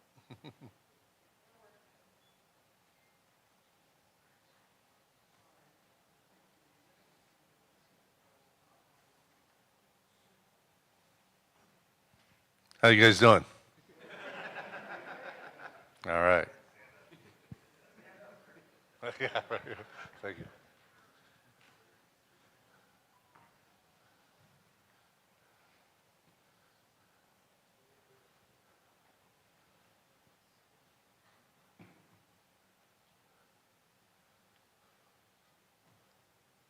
Up, almost got it. Up. You got it. Hey. All right. Good evening, everyone. First slide. A little bit about myself and my connection to Lake Pillsbury and why I'm here tonight. Next slide. My family has been camping at Lake Pillsbury for ever since I was 6 months old, as you saw in the previous slide. In 1975, we actually bought property. I'm a second generational family member, and we built our family cabin there. And we, as a family, we continue to enjoy all of Lake Pillsbury and what it offers all year round. Back in the late 70s and early 80s, my father, Ken Thompson, along with Bert Banzoff, formed a committee to help improve a lot of the areas up there, in particular the roads. And then they were quite successful in improving the roads around the Lake Pillsbury Basin area, and as well as some other improvements there. They also worked closely with Janet Pauley to help guide PG&E with their water level maintenance during the summer months and into the fall months, which is where water level release is the most important. Next slide. My father and I were very involved with forming the Lake Pillsbury Fire Protection District back in 1996, along with the direction of then Fire Chief Michael Ahern. My father has passed now, and since has left his legacy to myself and my little sister, who is a board member with the Lake Pillsbury Alliance as well. Next slide. As for me, I am a retired firefighter, paramedic of 40 years with the Marin County Fire Department, and now I continue to serve Lake Pillsbury as a volunteer fire chief. Have been doing so for the last 27 years.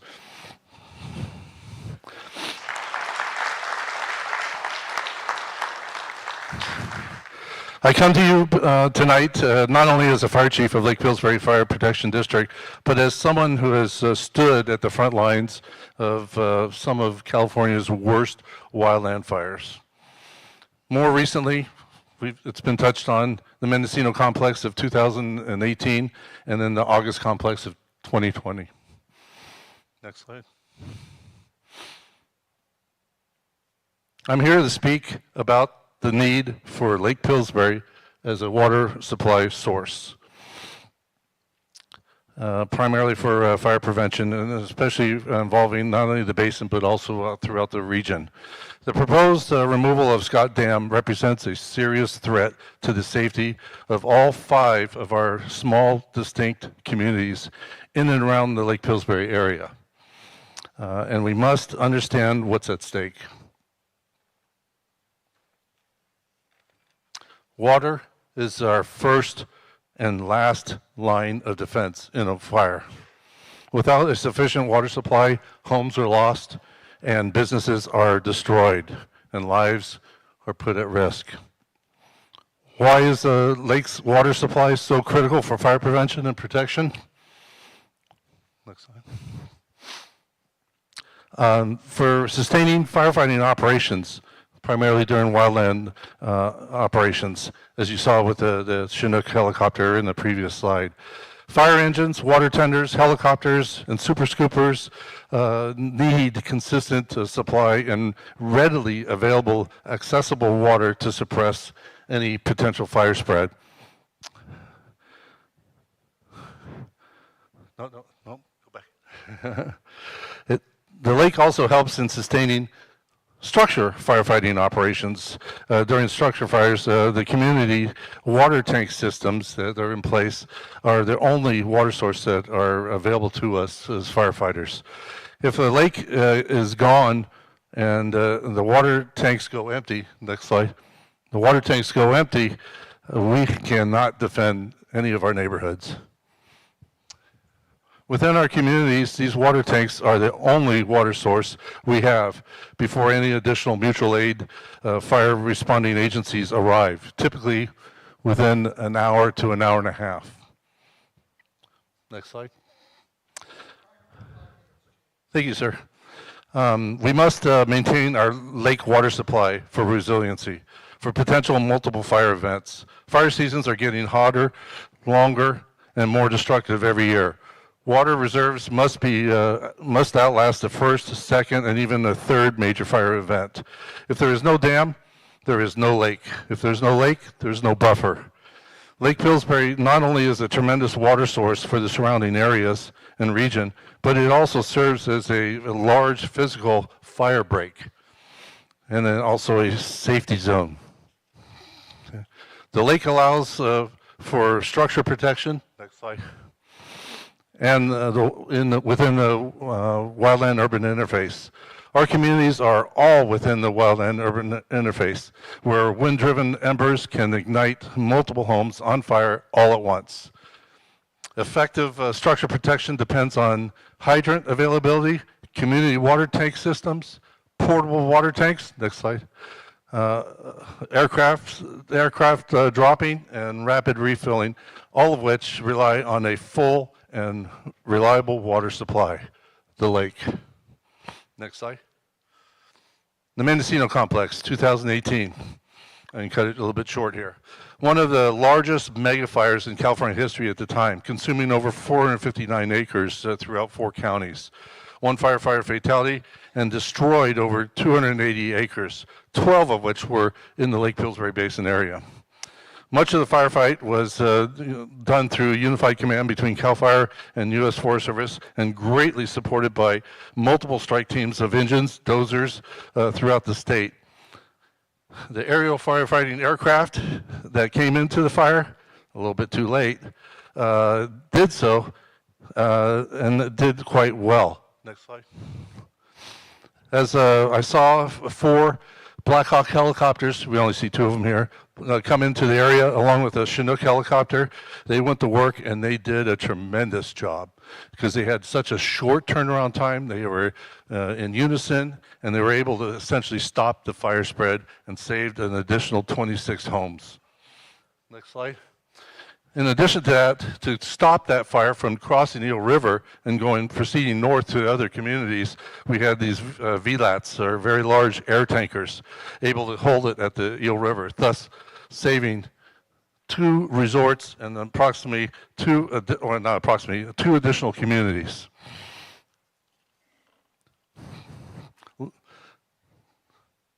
Next slide. Now onto the August Complex, where it really, really made a huge difference. California's first gigafire, over 1 million acres burned. Lake Pillsbury fire personnel, next slide. Lake Pillsbury fire personnel provided local knowledge, structural preparation, a support team, and local resources such as local dozer operators and a 24-hour water filling station located right here where you see the boat ramp here. Next slide. The water truck filling station, as you heard earlier, was set up and run 24 hours a day for 28 days straight, providing over 1 million gallons of water pumped from the lake. Next slide. In addition to that, we actually had to bring in our fireboat to support their pumping operation because they just didn't have enough pumps to fill the demand of the water trucks. Next slide. And when all the while, helicopters like the Chinook here and next slide, Blackhawks were dipping and providing safety and also fire suppression efforts all along. Next slide. When it came time for the fire to hit a very large community directly threatened by the approaching extreme fire conditions, a team of 3 super scoopers and a team of 4 Fire Boss water scooping air tankers were brought in to manage the fire control and suppression support. It was estimated that an additional 1 million gallons of lake water was used in a short turnaround time to be hugely successful in saving over 400 homes and 2 resorts. Next slide. Next slide. Those are the fire bosses. Next slide. Those fire bosses work as a team of 4. Very, very effective. Okay, next slide. Fire history. You can see that most of the area has burned all around the Lake Pillsbury area. We still have the area off to the west.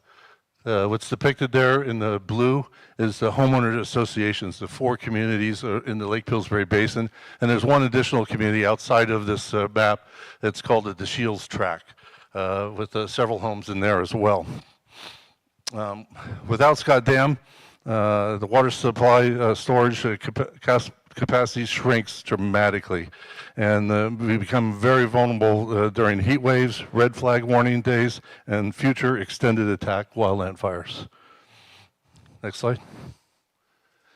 This map just shows you not only that it's a homeowner association tracts, but also all that white is private property. So we are responsible for those areas as well. They may not be homeowners associations per se, but they do have structures, family homes on them, ranches, whatever it may be. So there's a lot of private property within that national forest surrounding the Lake Pillsbury region. In closing, next slide. In closing, let me be clear. When the next firestorm comes, and it will, we need every gallon we can get. We cannot take away a great water source and security for short-term gain and bureaucratic convenience. Removing Scott Dam without a researched, studied, and proven water replacement strategy is not just short-sighted, it's dangerous. We owe it to every family, every visitor, and every firefighter to fight for a water system that protects us all. Next slide. Thank you.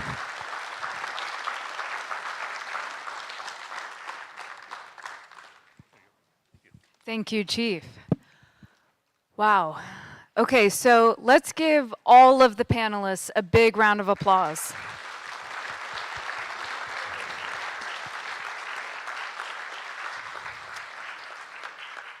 Thank you to all of them for getting up here and presenting to us. Now we're going to shift to the portion of the evening where you can come up and you can ask a question or make a statement. So it'll be timed up to 3 minutes. And what we would ask is first for people who have questions for the panelists to come up. Or if you have a panelist that you want to hear more from, you're welcome to come up and just ask to hear more of their viewpoint. So we have a mic and a stand right over here. And I would also first like to welcome Congressman Thompson's Lake County Field Rep, Luca Moretti, to say a few things. Thank you.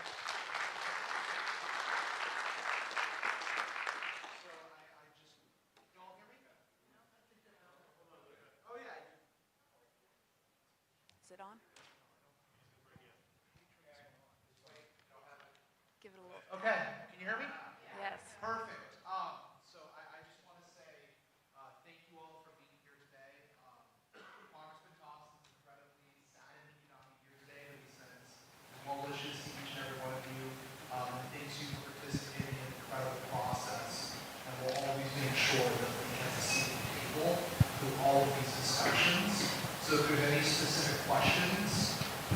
always feel free to email me, give me a call. I'm happy to have that answer. I'm continuing to work closely with the county, all relevant stakeholders to answer the questions, and if I call the agency, who's doing great work on the legislative front. So if there's any questions, sorry, the legislative policy front that ledge agency. Sorry. So thank you all for your response. Thank you so much. Yeah, thank you, Luca. Oh, actually. I just want to say that Congressman Thompson has been very active with Lake County. That wasn't always the case. I think redistricting really helped out in making sure that we had a voice to be heard. He has a difficult role in his who he serves. He kind of serves both sides of the equation, but he's done a great job in connecting us into conversations that before we were not able to get ourselves at the table. And so appreciate Congressman Thompson's efforts, and we'll continue to work with him. Thank you, Supervisor Sabatier. Okay, don't be shy. We have to have some questions, some statements. Here we go. We got our first gentleman coming up here. Sir? Okay, right here. All right. Thank you very much. First of all, my name is Dean Joyner. I represent Post-Wildfire Off-Road Recovery Alliance, known as POA. We work very closely with the U.S. Water Service and maintaining creating a trail system for all the users in the municipal forest. Make a line. Would that be the most? I think so. Yeah. Okay. Yeah. Say that. Yeah, I will.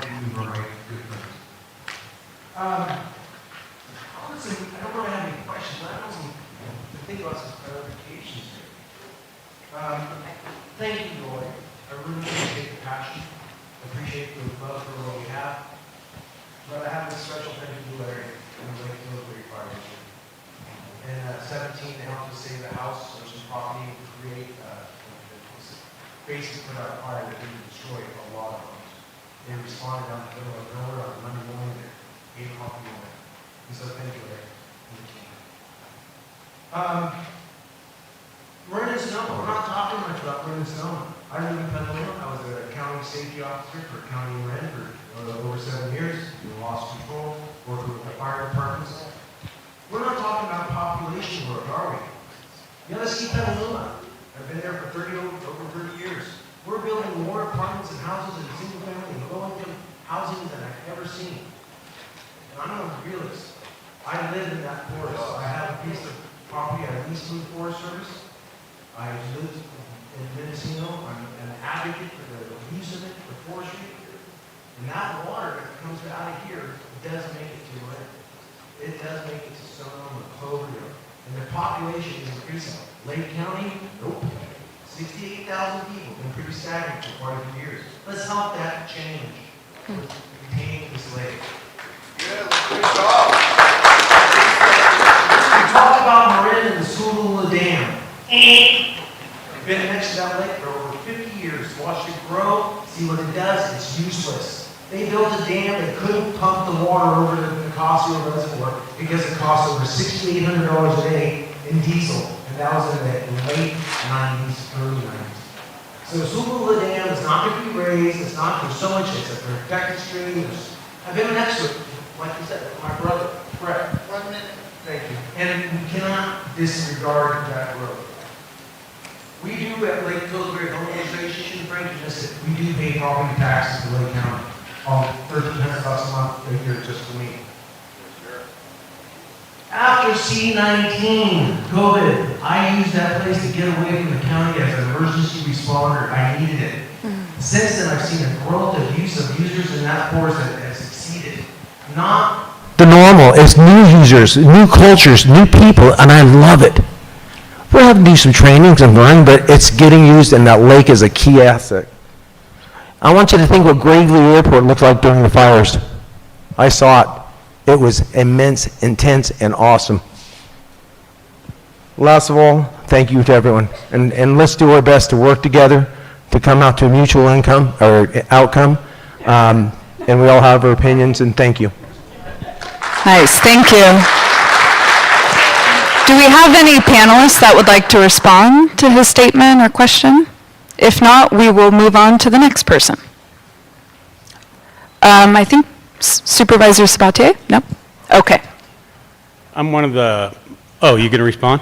No. Okay, go ahead. So I'm one of the homeowners of Lake Pillsbury and have been since the 60s. I want to applaud all of you, first of all, and everybody for being here. I want us to be prepared to take the next step. I want to be prepared to take the next step towards keeping the dam. So I implore you folks and you, and I think maybe the mayor can help. Most of the rest of us just want it to be there, but whatever we can do to save it before it's gone, because once it's gone, it isn't coming back, and our families are never going to be able to have it again. So if there's things that we could do as a community to send letters, to participate, to do anything we can to support it so that it's not, to use your words, Deb, so it's not inevitable. Because I still personally think there's a chance that we could save the dam, save the lake, and save that community. So whatever you guys can come up with, there are thousands of us that would support it. And I don't think we can do it ourselves, right? Like you said, who's going to take it over? PG&E's not going to do it. We have to find an entity to take over the dam, and we will support that. So anything you guys can come up with, your office, your office, your office, we want you to do that, and we're 100% behind it. Thank you. So, hello. I do want to respond to that. So first, something we haven't really talked about, Supervisor Crandall and I have an amazing team. We have our, I'm going to say the wrong, assistant CAO or deputy CAO, I always mess up the position, Matthew Rothstein, who's been amazing. We have Patrick Sullivan, who is our tax collector treasurer, and we have our county counsel, Lloyd Guintavano. That is our Lake County team that works all the time to figure out what is our strategy, what is happening, what is the new information, and what is our action that we are taking. Together, we drafted some letters that we sent both to our state governor and to our federal partners because of some of the executive orders that had been already written by President Trump that requested for greater water storage, for energy resilience. We tapped into those executive orders and wrote to those departments and asked the secretaries to please review, because FERC, a federal government agency, is about to take action that would go against those executive orders, and please find a way to help us with this problem, including taking it over as well. I can't forget also the Farm Bureau wrote a letter drafted both by Lake, Sonoma, Mendocino, and Marin. Marin was in there as well. I apologize, Marin. That also wrote a letter to the federal government requesting similar things, saying, please take action, think of taking it over. Whether it's the Army Corps that takes it over, the Department of Defense that takes it over, whoever it is that might take interest, the Department of Interior, there's potential there, but we have taken action. We continue to meet together to figure out what our next action is.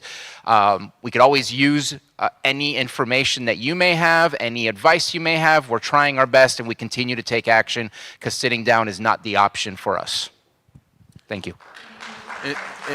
And not to mention, prior to those letters, we met consistently in closed session and strategized about how we're going to address the situation, and it led to these letters and the topic of discussion at the Board of Supervisors meeting that was in open session. So we've been actively engaged with this, and we will continue to be. Thank you. Any other panelists would like to respond? Okay, we'll take our next public comment. Can you hear me? My name is Kristen Shubstead. I'm a resident of Lake County. My family is from Montana. We've had the same ranch for over 140 years. So water rights is not a new topic to me. Every 6 months to a year, you are at the Lutheran church, because we don't have a city hall, discussing water rights, and it never ends. I mean, I did it, my father did it, his father did it, you know, it's what we do. So water rights is a very hot topic. And we have a fairly powerful tribal community there, and they make some real good points. So, the lady from the Sierra Club, you know, you said, what if we don't get funding for the dam? Absolutely, I think that there needs to be an alternative strategy, because that could very well happen. And I know how horrible that feels for everybody who owns a home in the area, who's dependent on that for fire protection, or are we dependent on that for fire protection? What the hell has gone on with fire protection? Because armies full of people, I mean, Chief, you guys do an awesome friggin' job, but I know how much that costs. And it's not stopping the fires. They're gonna come year after year. So the water protector from the tribes, Whipple? I'm sorry, I've forgotten your name too. Thank you, dear. What can you tell us about that? Because you didn't get a chance to tell us much. Hold on, I'm gonna say one more thing, then you can talk, because I'd love to hear my own voice. So the fires keep coming, and you guys put out a Herculean effort, but it doesn't stop. It stopped that fire, but it doesn't stop fire. Yes, but it doesn't stop year after year after year after year of fires. We need to have more fire mitigation practices in place. He knows it. He knows the people's lives online every time a fire comes.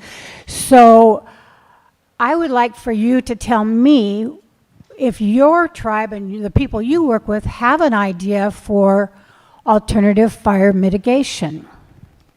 And the other thing is, the people north of the dam, which are your people, you said you have low quality water, and do you have low access to water? What was your question about our water? Do the tribes above the dam have high quality drinking water, and do they have access to enough water? And do your people and your committees have fire mitigation strategies?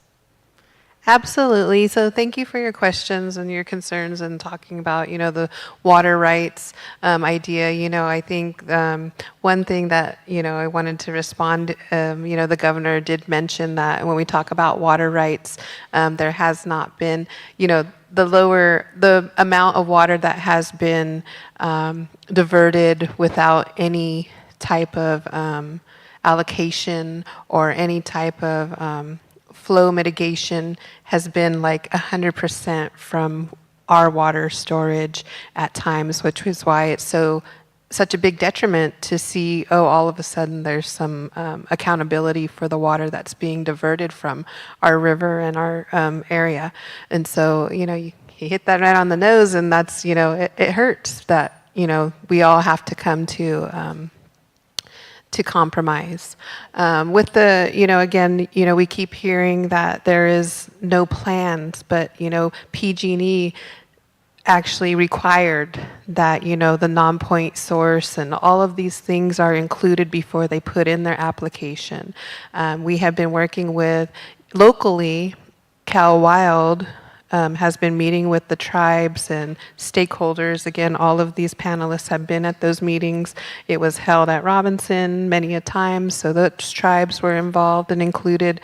But there have been many plans to look forward at conservation, you know, mitigating fire, creating, you know, how are we going to access more communication, safer roads, safer trails? All of these things are included in the plans already with Round Valley and the MOU. That's the purpose of the MOU, is for restoration and conservation.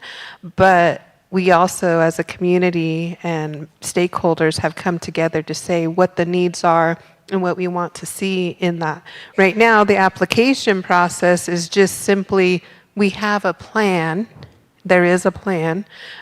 You know, again, when we talk about free-flowing water that's surface recharging and contributes to fire behavior. Thank you. And so I'm glad you mentioned Cal Wild meetings, because there was discussions about conservation, stewarding the land. And one of the things we have to consider as well is the conservation easement that PG&E agreed with the Mendocino Land Trust, because that was a situation that put the whole, our whole initiative on in a whole halt, because you can't even build or do anything without the agreement to the easement. So the whole Mendocino Land Trust with PG&E. And so there's that as well. So there has been meetings and there has been talk and discussion, but it's all been basically done without our input. And when we do give input, it's basically them saying we're whining or we're not giving. We're just asking. We're not trying to just say the same thing over and over again. We're trying to get to square one, not whine in the hope that we get our way. It's, can we just get to square one? That's it. And all those easements, oh, We're going to invite the next question up. We've got a certain number of folks, but before we do that, one more input from the panelists. Yeah, really quickly, the easement just requires a stipulation. So, Fire Escape Mendocino is a group of people that meet on a monthly basis that includes governmental agencies, the forestry, BLM, the RCPs in the area. FERC is regularly a part of it. And there are some rumors about some coalition of people that are going to be working on fire resiliency, and hopefully that will benefit that area, as well as road improvement, which would make it, as far as egress in case of fire, very important. Thank you. Any further from the panelists before we move on? Carol's asking what areas are Where there's possible things happening. So they're in pods 44 and 46 is what they're looking at. There's nothing that's been decided yet, but that would involve Trout Creek and Coral Creek area. Well, yes, so there's some that's going to happen as far as their improvements in the road they're looking at, both in M1 and M6 to try to help that. Okay, thank you. Any further? Okay, thank you. Ma'am, you're welcome. Howdy, I'm Nancy Todd, and Come all the way to the mic. It's really yeah, hard to hear. okay. I'm Nancy Todd, and my husband Sam and I there live along the Russian River as it comes out of Potter Valley.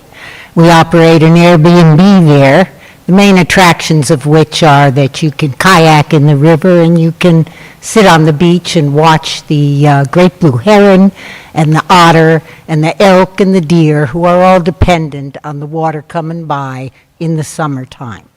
So we have a material interest in that, and with all due respect, Nicole, we have to stand where we stand and advocate for our own position in the situation. Now, you mentioned that, or it has been mentioned, that there needs to be an entity formed that would take the place of PG&E in maintaining this facility as a hydro facility, if not to include an electric component as well. The other thought I have is that we need some more time. And I'm wondering whether anybody has looked into the question of getting an injunction against PG&E to cause them to not be able to move ahead with this process at this time. Now, I'm not a lawyer, but my granddad was, and I sat at his knee, and I think like him. So I looked it up, and I found out what you need to bring an injunction is you have to have standing. That means it has to hurt you if they go ahead and do this. And yeah, it'll hurt me, and obviously a lot of other people. And the other thing you have to have is a situation where if they don't do this thing, you won't get hurt. Clearly, that's the case. If the dam stays there and the diversion remains, then we will continue to have this thing that we depend on. Now, the third thing you have to have is that it has to be the case that you are being materially hurt by this thing, okay? So, yeah, so I guess I've lost it here for a moment, but, yeah. So we need to get them to stop, in other words. So we need to have that ability to bring that case. And I wonder if anybody's looking into whether that can come about, that can be something that would slow them down. Thank you. Thank you very much. So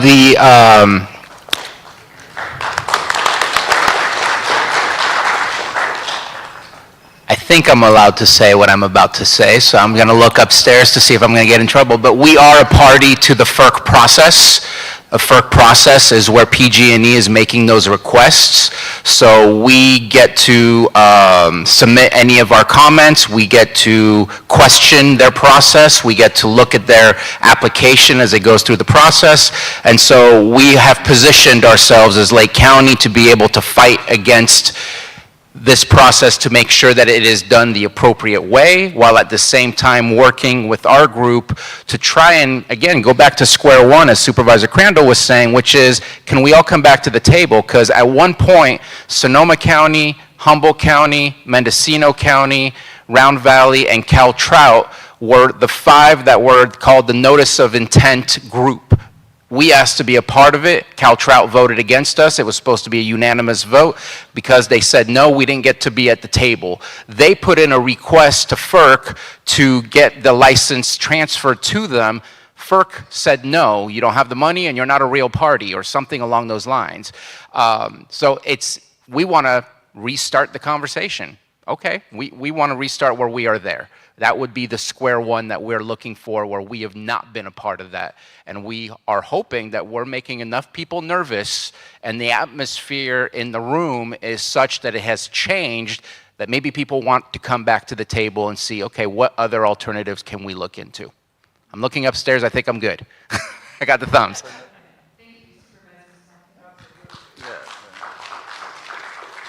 That would be great, but if I'm a party in the other agencies, why would I want to do that when I'm getting something already? You know what I just had to mention that, sorry. We'll try. Okay, was it something I was about to say that's getting these people out of here? Thank you for being here. Thank you for opening it up to comment. I have a few comments that I would like to address, and I understand when we speak, we use examples that are sometimes hyperbole to make a point. And what I gleaned from the Round Valley tribal representative is that she's not willing to compromise at all. She's citing federal, I guess, treaty or something, compact, as a basics of politely telling us she doesn't have to deal with our concerns, that we're not a party to it. And I vehemently disagree that maybe historically I wasn't, but I'm a party to it now. I'm a Lake County property owner. I pay an inordinate amount of money and insurance, and I'm on Social Security. I don't want to bear my whole life in front of you, but I'm a widow. And there's no more money coming in for me. I'm old. And I cannot afford another increase in insurance because we don't have access to fire safety.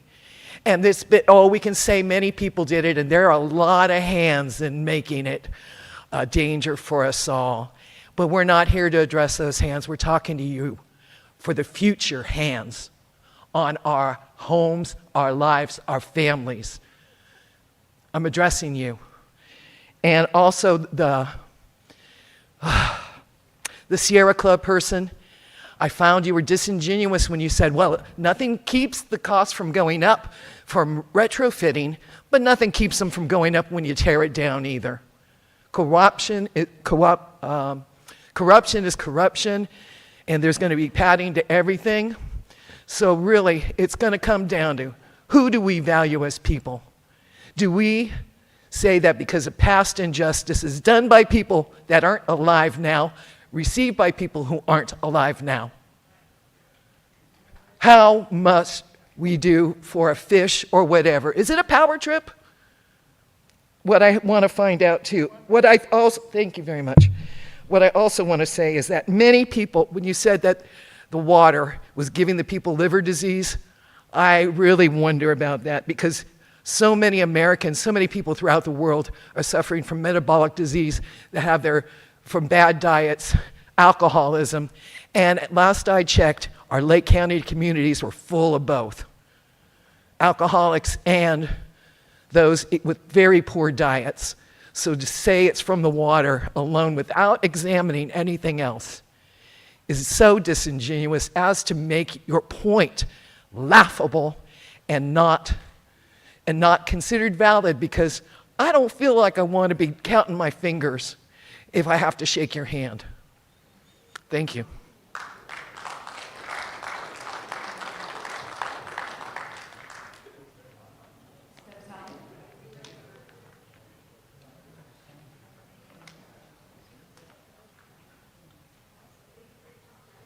Thank you for your comments and concerns. And, just in response, first off, the water quality issue was not one single issue. It was an example. But to be transparent, in all honesty, I personally do not have I have come to a compromise in, consideration for the two-basin solution with the pump station, because our fish ladders are not adequate in the river, and the amount of the TMLDs, the amount of sediment, does not allow for a fish ladder to be successful in this case. So I have come to a compromise with, being accepting of a diversion with a pump, where that goes from there. All of the other tribes handle that, because those are their territories. But with all due respect, I personally am not at a compromise for this. What I am willing and compromising for is to look at the considerations in the Lake Pillsbury area for conservation, for supporting the riparian ecosystem so that Lake County can fight defensively against, with the natural ecosystem regenerating the riparian areas, not only in Lake Pillsbury. That area is supposed to be a river. It's supposed to be a river, so, that watershed is supposed to be, the water is supposed to be dispersing. If that water disperses and recharges the watershed, then we have, less ability, we can fight for, fire safety. But yeah, I'm sorry, you're right. I personally have no compromise. I am here to listen because I do believe that conservation is the ultimate goal here, and how we come together to work on conservation is why I'm here to listen to the needs. Okay, thank you. Deb Sally? So one of the issues around the salmon and steelhead, especially for the salmon, is that, as we all know, the commercial fisheries for salmon have not even been failing. They haven't even been able to fish for salmon because the numbers have dropped so much. So there is a pretty big impact to probably, for those people, it's going to be mostly the Humboldt County people that are the commercial fisher people in that area, and they have stated that they truly believe that improving the quality of this habitat for both the spawning and the rearing of the salmon is going to tremendously benefit commercial fisheries. As Supervisor Sabatier brought up, there's lots of other issues involved, but if they don't have any place to breed and reproduce, the rest of it doesn't even matter. Okay, thank you, Deb Sally. We're going to move on. We've got 5, 6 people, so we're going to move on to the next comment. I do want to make a brief comment. Please agree or disagree with us on the topic. Please don't make it personal, please. Thank you. Thank you. So my name is Justin Quayle. I'm a homeowner here in Lake County and also used to be a business owner. But my comment is that I was here for both fires. We had heavy equipment going up and down. We supplied water, and my business, before it got to open and got shut down, we helped. We were feeding people up there. We were helping getting people out of there. Both fires, even when the guy died across the river from our house, from a backburn, we were there to help. We never left our house. We had plenty of water. We put 2 extra ponds on our property so the fire department could get water because they had none at first. They were coming up our road and had no way because this man right here, he told us we went and bought swimming pools and put it up there. We weren't cultivating yet. We were in process, we were a cannabis business trying to help our community. My family went out and bought a house in town because of the issues that I'm having with the county, what I'm not going to bring up. But I am worried about bringing jobs here. You guys are shutting businesses down instead of keeping businesses open. You're not working with them like you say you are to keep them open, to keep people out there. I want to help people. He knows I've texted him. I've gotten on my snowshoes and rescued old people that we got a call from. You know what I mean? But anyway, my worry is the county's finances. You say we're poor and we're broke, but we have all these great resources. You're right, we do. It's mismanagement somewhere. I don't know where, but if I file complaints, they'll shut my business down. I've got it in email from the tax collector. I'm not trying to make it personal. I'm not. But what I'm saying is we got to fight together. Yes, you're right. Let's keep these businesses open. Keep bringing people out there that enjoy that lake. I spent 3 days loving that lake this weekend, loving it. And I want that lake to stay. I direly, because that man right there saved our farm. He also, every man, I think I met around 150 guys that summer, walking up and down that cared enough to help us clean up our property, even though we can't get insurance anymore up there. They still protected our place without asking. So yes, I do believe in saving the lake. Yes, I do believe in my county. And hopefully we can get this together and get the finances so we can be in this game. Thank you. Thank you.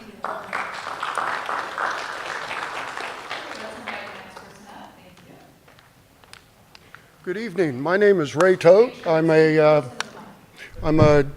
wife and I are full-time residents of Lake Pillsbury. I'm also secretary of Lake Pillsbury Fire Protection District, and I hope I don't make it personal. Believe it in it or not, we have this thing called evolution, and in the last 100+ years, Lake Pillsbury Basin has evolved into a very dynamic, diverse environment. And we are in jeopardy of losing that environment so that certain people could make political and corporate and financial gains. And I think, I personally feel helpless because I don't even have PG&E. I live off the grid, but they are right now in command of my home. And I want to thank you people because you are our larger voice. It's because of you is why we're being heard. So, second of all, this idea of why Scott Dam was built in the first place. There was not enough all-year flow downstream for agriculture or power production.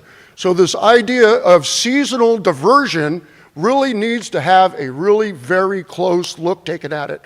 I personally live right on Salmon Creek, which is the 3rd largest watershed feeding the lake. There's still water in it, but give it 2 more months, and that creek is not going to be reaching Lake Pillsbury. And Rice Fork and the Eel River are going to drain to about a trickle. So seasonal diversion, I'm sorry, that's just, to me, that's ludicrous. I hope that's not personal. But not to harp on the fire exploits, I was up there personally through both the Mendocino complex and the August complex, I saw firsthand. I was down there every morning feeding those firefighters breakfast, the ones going up to the line and the ones coming back to the line. And I got to see the hard work that they put in, and my house probably would not be there if it was not for that lake. Thank you once again for all of your help.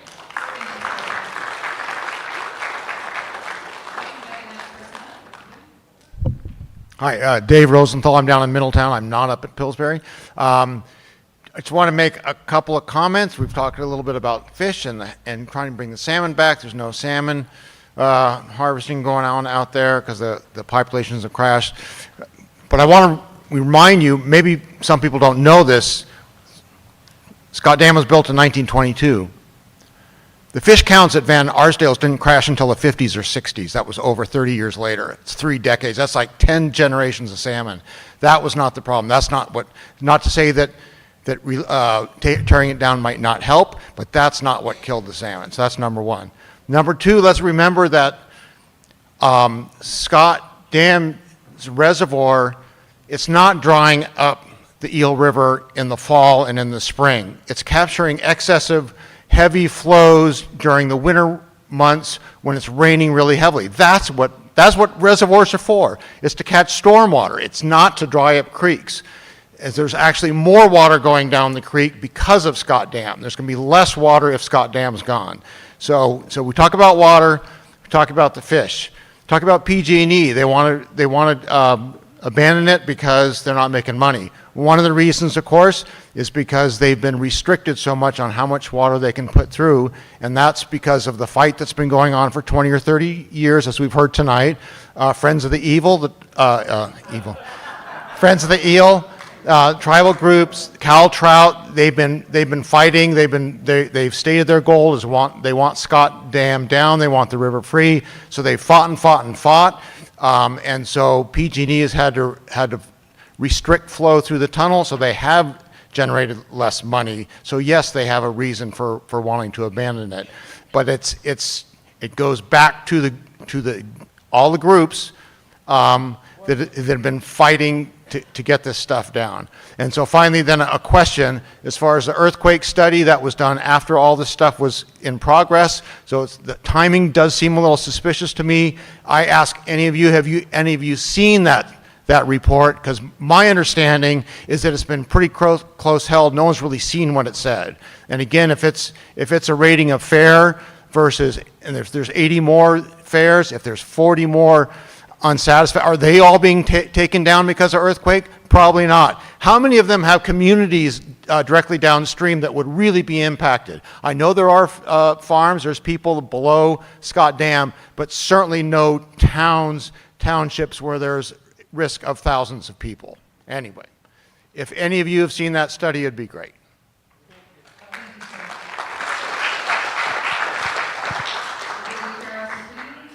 So as far as Lake County, they have not allowed us to see that report. PG&E will not release it. I know we've talked with the state of California. They have reviewed it, and FERC has reviewed it, but we have not had access to that report, and we have been asking for that report for a while.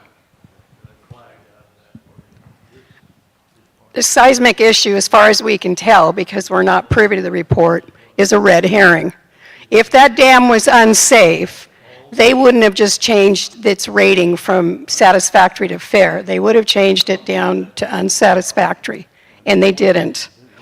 You hear about it being a high-hazard dam. Well, a high-hazard dam, almost all the dams in this state are all some kind of high-hazard dam. What that means is at least one person downstream of the dam, should there be a dam breach, might be killed. That's what a high-hazard dam is.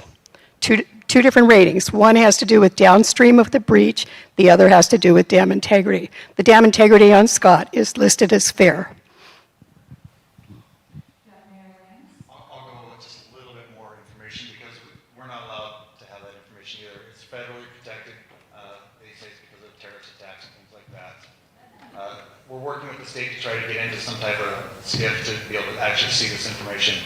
However, the information we do have, the dam isn't seismically unsafe. They say it's built on gravel, and that's the new way to get rid of the dam. So Cape Horn Dam no issues supposedly. It's Scott Dam and it's built on gravel, so it's not that the dams are technically unsafe. They're finding a way to get the solutions that they want. They create the solution and give you the problem with this.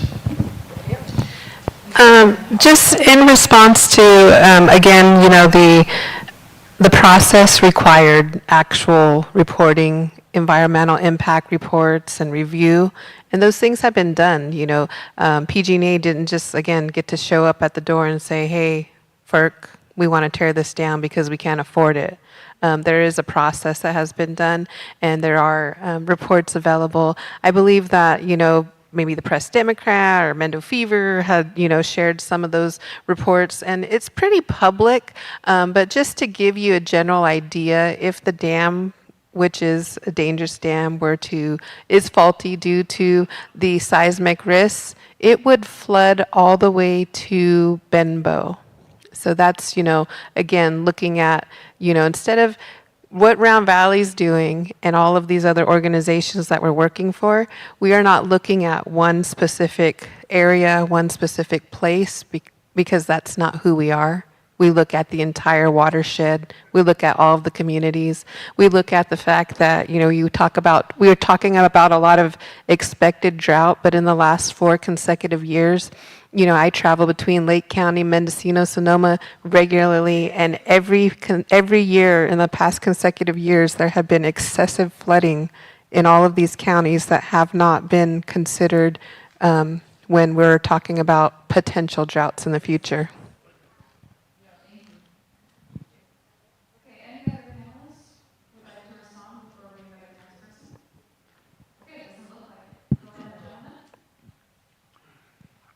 My name is Paul Mustaine.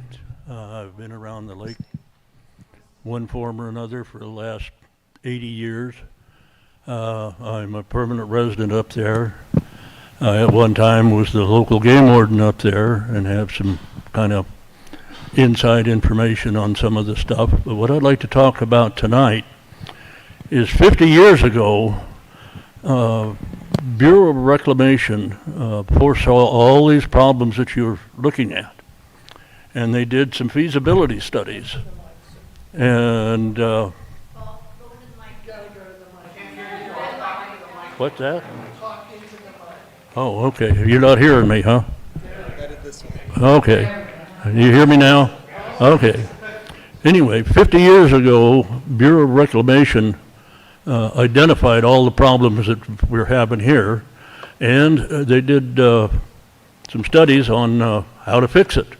And those studies have been suppressed now for the last 50 years. In fact, that book that I just gave you, if you will look up at the upper right-hand corner, there's a handwritten note saying not for publication.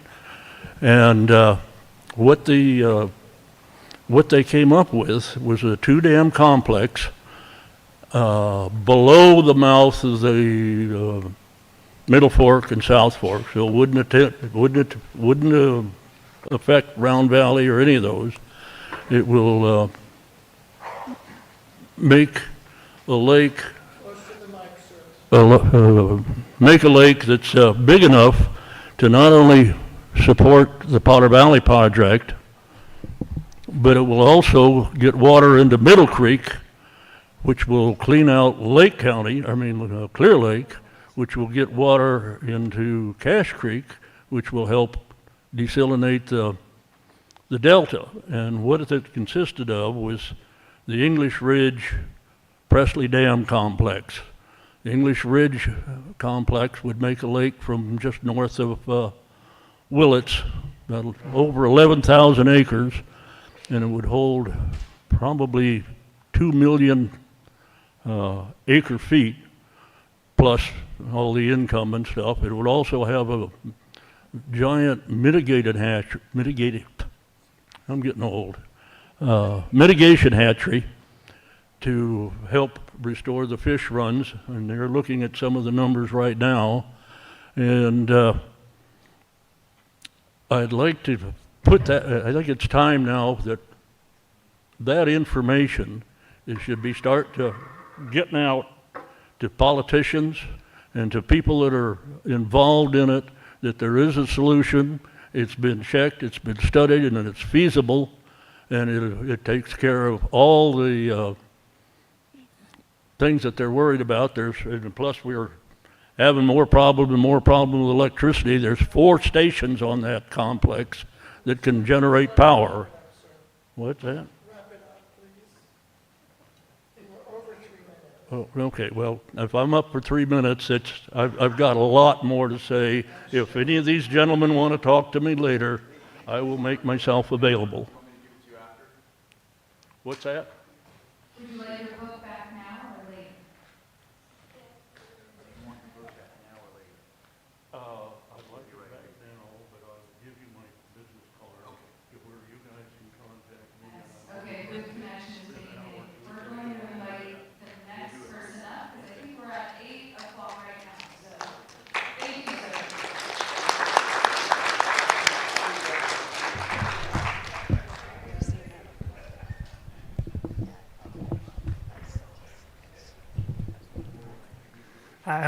Excuse me.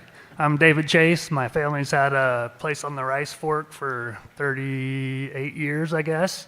So, a little water. So I've pretty much grown up there watching elk herds and the bald eagles and the ospreys. I guess I have a question about, is there any possibility for the Army Corps of Engineers to take over the dam from PG&E? And then next question is, for the water quality. It's one of the lakes in Northern California with a lot of mercury in it. The Fish and Game doesn't recommend you eating fish out of there. In the 38 years, there's been about 50 foot of silt built up behind the dam. When they take the dam out, all that's going to get washed down into your tribal lands. All that mercury is going to end up in there too. So is that one of your concerns? And pretty much every summer, the rivers dry up there. And so there's not going to be any water till at least it meets up with the other fork of the Eel. So I don't see how that's going to help with the fire that you were describing. That's all I have to ask, I guess.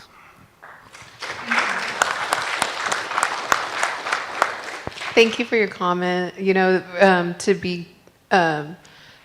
yes, it is, you know, when we talk about when I continue to talk about the riparian area and the natural riparian area and the environment and the ecosystem and aquatics, that's what's happening now is that, yes, we know that this water is supposed to be moving. And when I talked about the sediment and the TMLDs in our river, in our watershed, that's what it's there for. It's a natural way to cleanse the water, and when it's not moving, then it's not being cleansed the way it's supposed to be.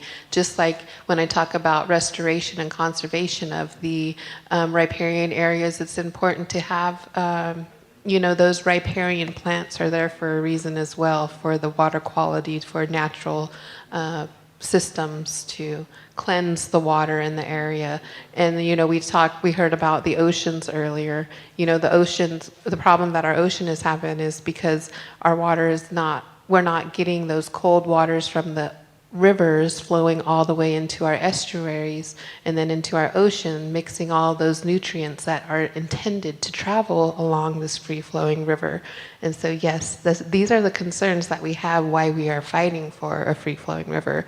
And there will be times when, you know, we will have a loss of fish at times. The reason why, again, I talked about deoxygenated water because it sits in the dam.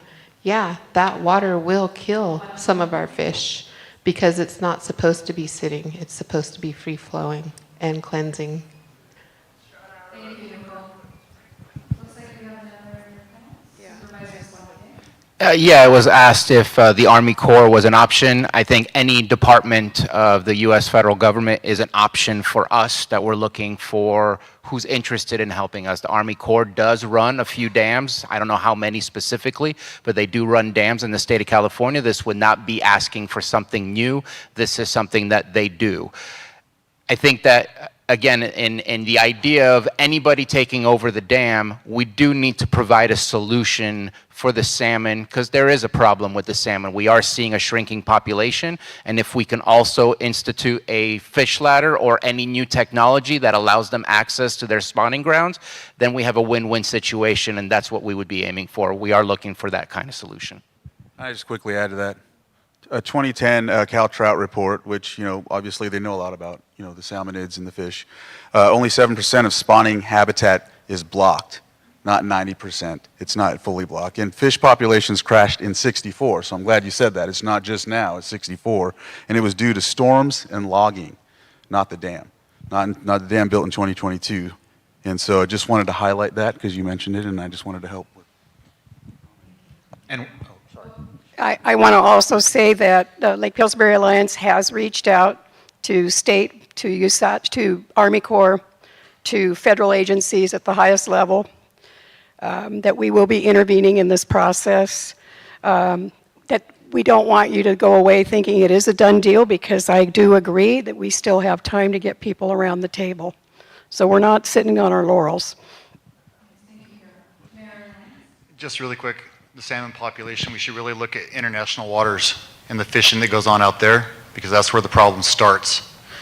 Second, we're trading 1% of water in the Eel River for all the fish that are in the Russian River, because the steelhead and the salmon will not be able to get up the Russian anymore at this point. So you're going to kill off that species in the Russian when this happens.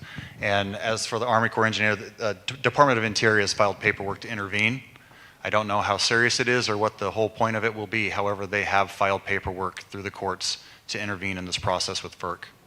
Okay, thank you. We're going to invite the next comment unless there's anything else from the panelists. Okay, next comment. Thank you. I'm way too short for this. All right. Thank you. I only have one question, but I would like to thank Supervisor Crandall, Supervisor Sabatier, and all the county staff that you have working behind you guys. Lake Pillsbury Alliance, you guys are great. Thank you guys for seeing this through and bringing the attention to these issues.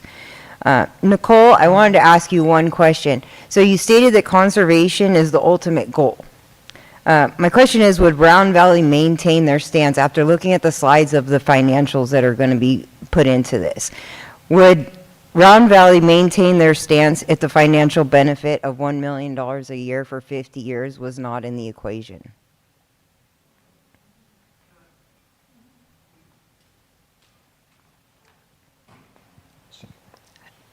Okay. Yes, absolutely. And I think I shared in the beginning, so speaking on behalf of I don't speak on behalf of Round Valley. For myself, our tribal council, I speak on behalf of my people as a whole, as an advocate for all tribal nations, all those that are federally and non-federally recognized in this water basin. And absolutely, we're not about it for the money. We have, like I had shared, that, the governor was, or mayor was on point when he shared that, in the past, there was 100% diversion of our waters, which I shared we have water rights to, that we have not seen any reparations for, that we won't in the future. What we're asking for is restoration funding so that we can build capacity and workforce for these, for our economies and our areas, communities where, I express that we are one of the poorest counties, so we want to build fire resiliency with that funding. We want to build capacity and workforce in conservation, because that's what is key, that is the most important, is the conservation and the return of our waterway.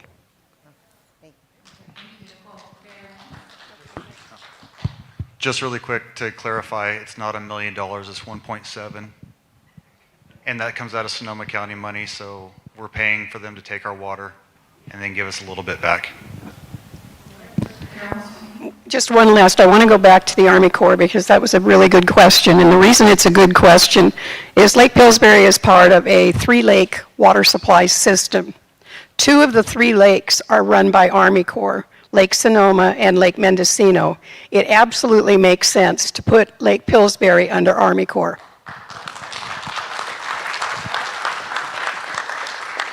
So, going back to the 1 million, again, if you're unfamiliar with tribal water rights and tribal sovereignty, this is a type of a royalty for Round Valley. We have 6,500 tribal members, and, if we're actually looking for money to put in our pocket and to take, it equates to about $20 a piece for each one of us. So, I just want to throw that out there. But, talking about, I appreciate that you have a plan. I'm listening that you guys would like to see the Army Corps take charge in this case. But, I am from Mendocino County and have grown up on the Mendocino County dam area. And I would reconsider the Army Corps because, our Lake Mendocino recreation area is at its poorest and has been for many years. So take heavy consideration there.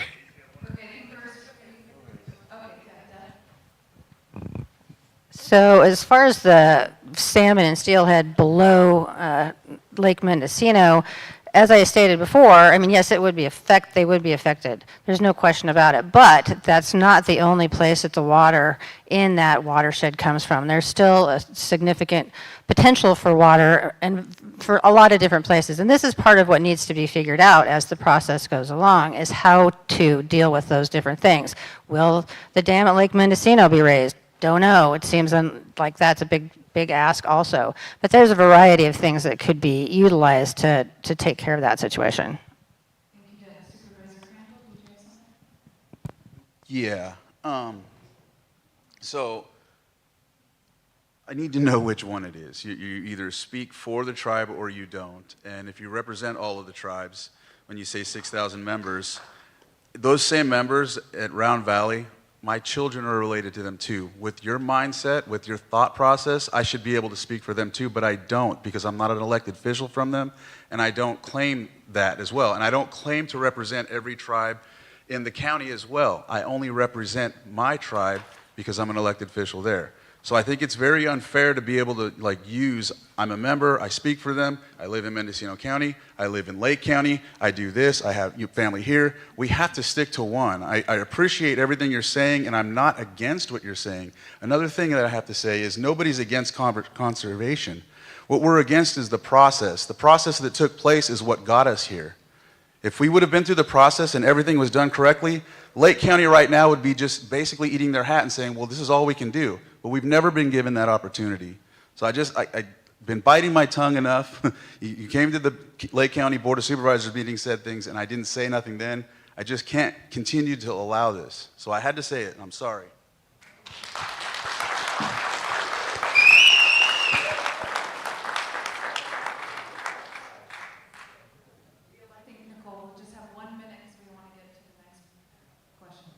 So, unfortunately, I'm not an elected official, so I can't speak on official capacity as an elected official, but I don't get to choose how Native I am, how Lake County I am, how Round Valley I am.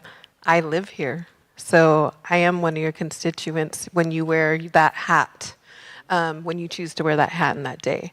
As a Native person, I don't get to choose. I don't get to choose because that's not in our culture or in our way. I am a policy advocate and a water protector, and I am a tribal member of every single one of the tribes, including, the Habemetal tribe. And so I am a descendant of all those tribes, and as a tribal person and a cultural person, I claim and honor each one of them. It's just our way. I don't get to choose. I don't get to pick and choose. So just your traditional ecological knowledge for the day. There needs to be some government entity that takes over. PG&E is not making a profit. I understand why they want to get rid of the dam. And California's never learned to monetize water. So the only way to find our way out of this is to seek a partnership with a joint powers agency or some government entity to come in and take over the dam. It's a regional asset, and we should continue to think of it as that way. Okay, thank you, Frank.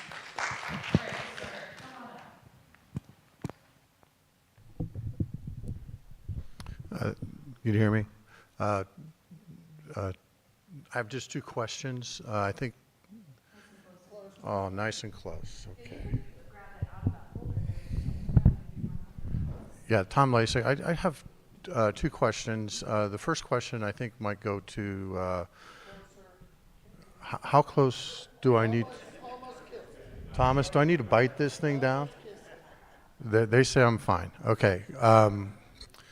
The first question I have would probably goes to Ms. Sally and to Mayor Lands.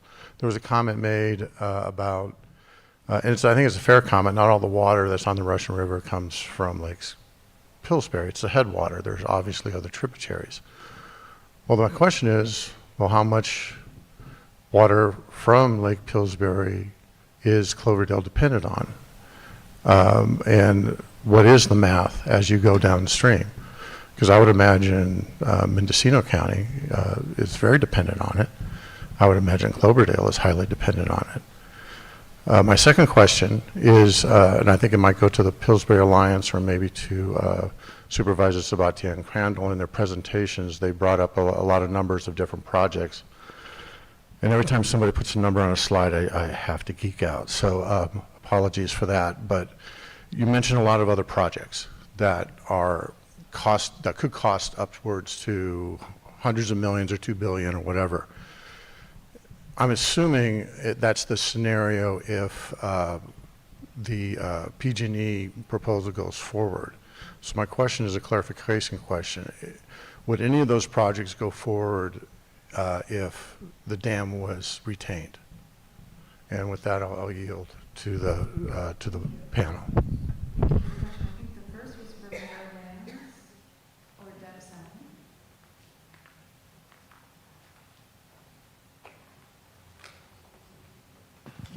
So there isn't an exact amount that comes out of Pillsbury to measure for Cloverdale itself. There is a cubic foot per second that they say we have to maintain in that area for environmental and Native Americans. So when Lake Mendocino is running low or dry and that tap is cut off, the only flow that comes in is from the Lake Pillsbury area. And so it's like a supplement to the water supply total. That's what it's there for. It's there to control the floods, and it takes all the water in the wintertime, and then it releases it slowly in the summertime to supplement what is necessary to get by in the later months. Yeah, I don't have a lot to add to that other than that those numbers don't seem to be available, and there's all kinds of users all the way down the line, both people that, or ag users that are supposed to be using it, those that don't have, the water rights to be using some of the things that they're doing, and, a variety of other things that make it very challenging to come up with any exact numbers around that. Just real quick. So there is a total of 39,000 acre feet being released into the Russian River that goes through Cloverdale currently, total. And that is a bare minimum because at this point, we don't have enough water to put out the fires in the later months. So it would have to be more than that total released throughout the year. Infrastructure question. I think a lot of the infrastructure that's being proposed, particularly in Potter Valley, is a good thing. I mean, they're only going to need more water, not less. So I wouldn't want people to feel that those of us that support saving the dam somehow want to denigrate what the work is they're trying to do to build up more water resiliency. It's very important that they do that.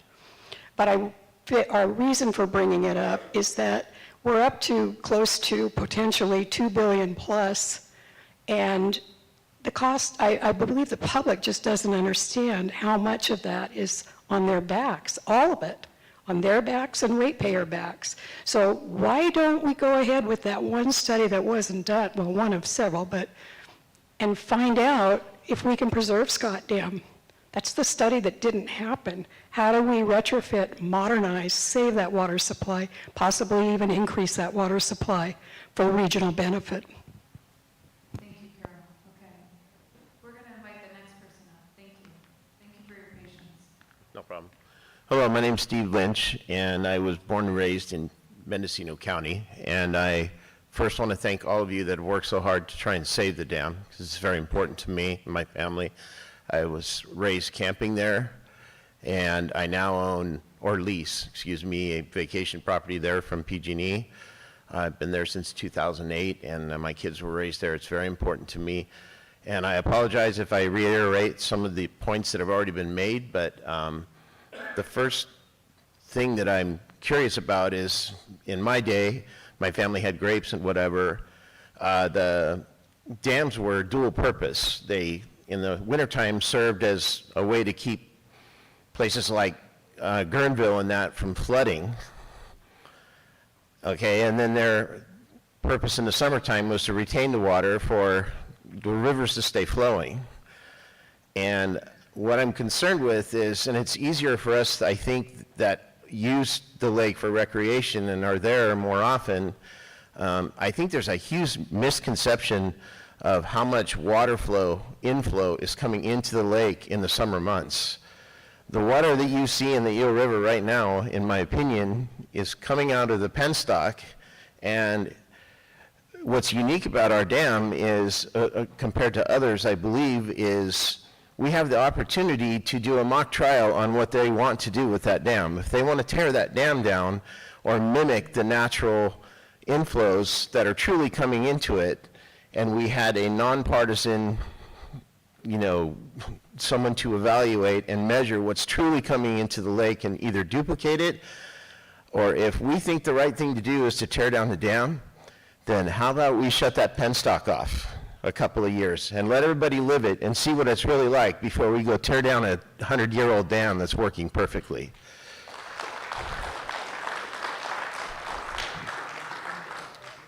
So my point is I'm afraid that those that haven't physically seen it and haven't experienced the water flows that are really truly coming in after June, middle of July, the water you expect to be going through Covelo and cleansing itself is not going to be there. There was a documentary, I think, that was done several years ago called A River's Last Chance, and the river nearly dried up, and just a certain section was truly running under the gravel, I believe, but people flipped. People just thought it was the end of the world, that the mighty Eel River could dry up, due to all the water that was being drawn out of it for different reasons. But we have the opportunity to show everyone what that would really be like before we even put a dent in that dam. So I'm just hoping that somehow people can be educated on, the water flows just aren't there. They believe that this river's going to keep flowing all summer, I believe, and it's just not the case. If that isn't reserved during the winter, and that penstock's not releasing that water, that river's gone. It's going to dry up, and people don't understand.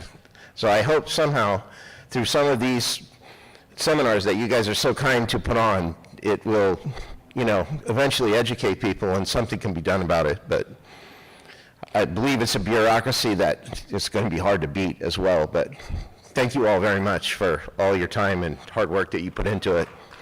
You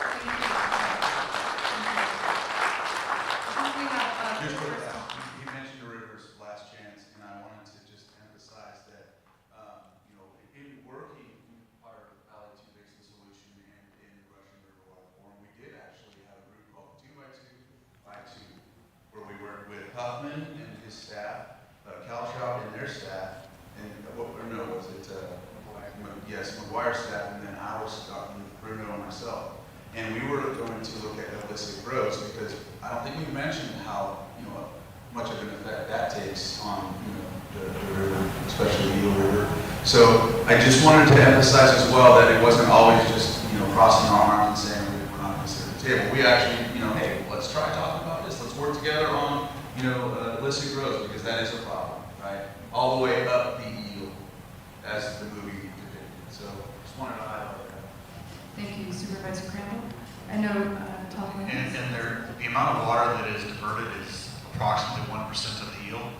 So if they think it's going to change it drastically, it's not.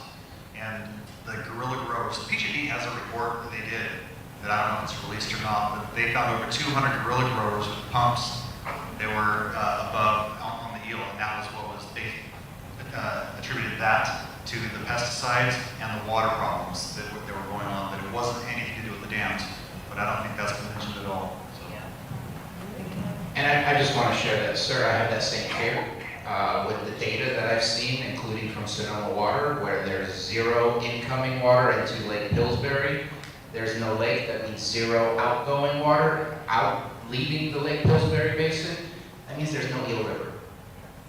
And that is the last thing any of us should see in September, October at the height of fire season, anywhere upstream towards Eureka, no matter where you are. I don't think anyone understands that.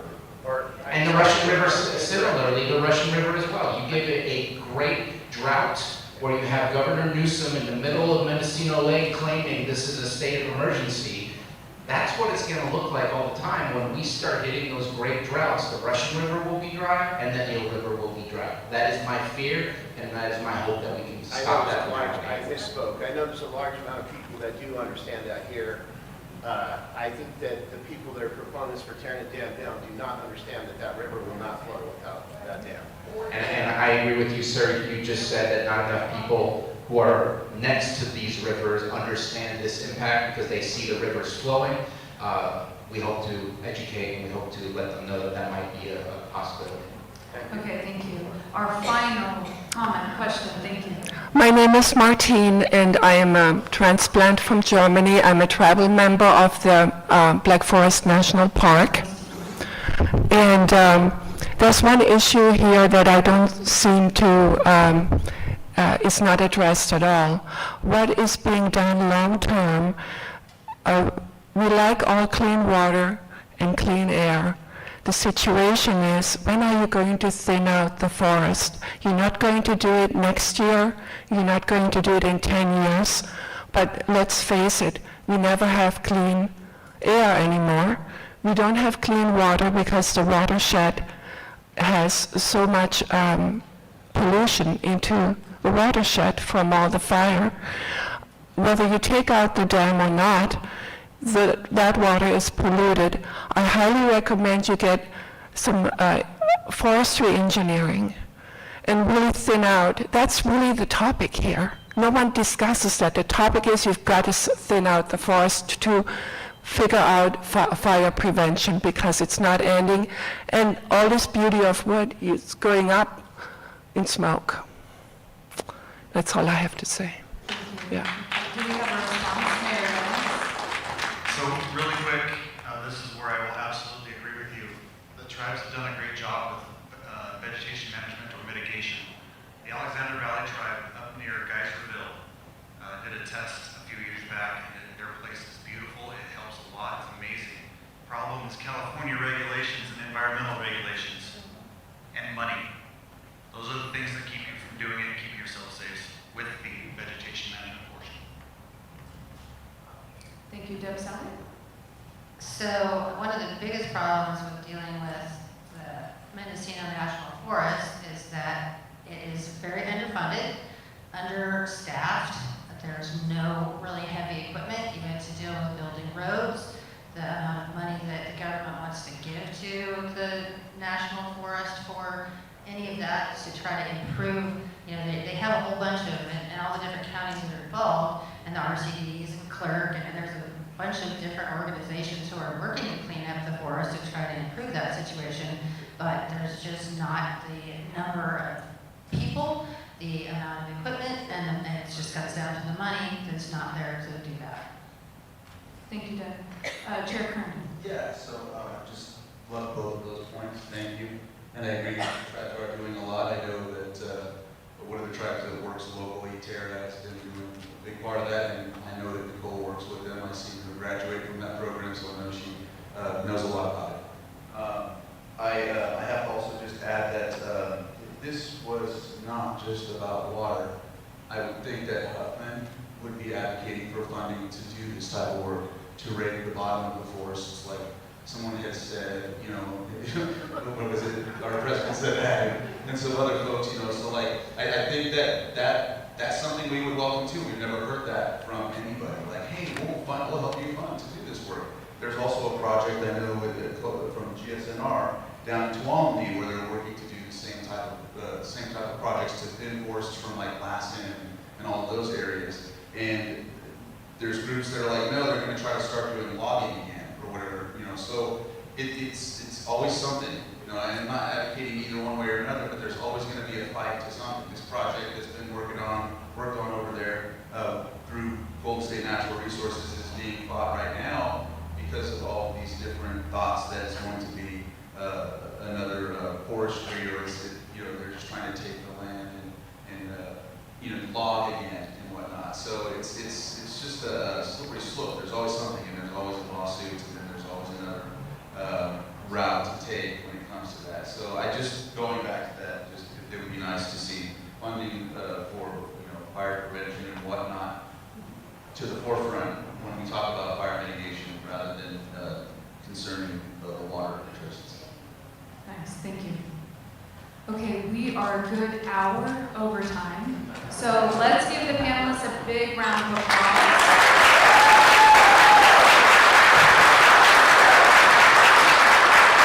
Thank you very much for participating, and I will invite Chair Crandall to say closing remarks if you would like. So if you could hold off from your exit just for a minute or two. So thank you very much for coming to this. I know, you know, we went an hour over. That's how important this is. You know, I just also want to just give kudos. I know everybody here on the panel, you know, that you know, has talked about this, spent a lot of time, and I also just want to, you know, give Nicole and Deb, you know, some props for coming up. It's not easy to come in front of a group that disagrees with you. We did it for the past how long, you know, and so, but the thing is we have to be at least agree to disagree. We have to be polite, you know. So if you're not polite, you know, we can get into it, but afterwards, let's respect each other, okay? And that's all that matters. And you know, I respect that you're my constituent and you're telling me how you feel. That's the way it goes. But either way, everybody here, you know, let's stay involved. Let's stay, you know, stay on task with this. Whatever decision, you know, you'd like to see this go.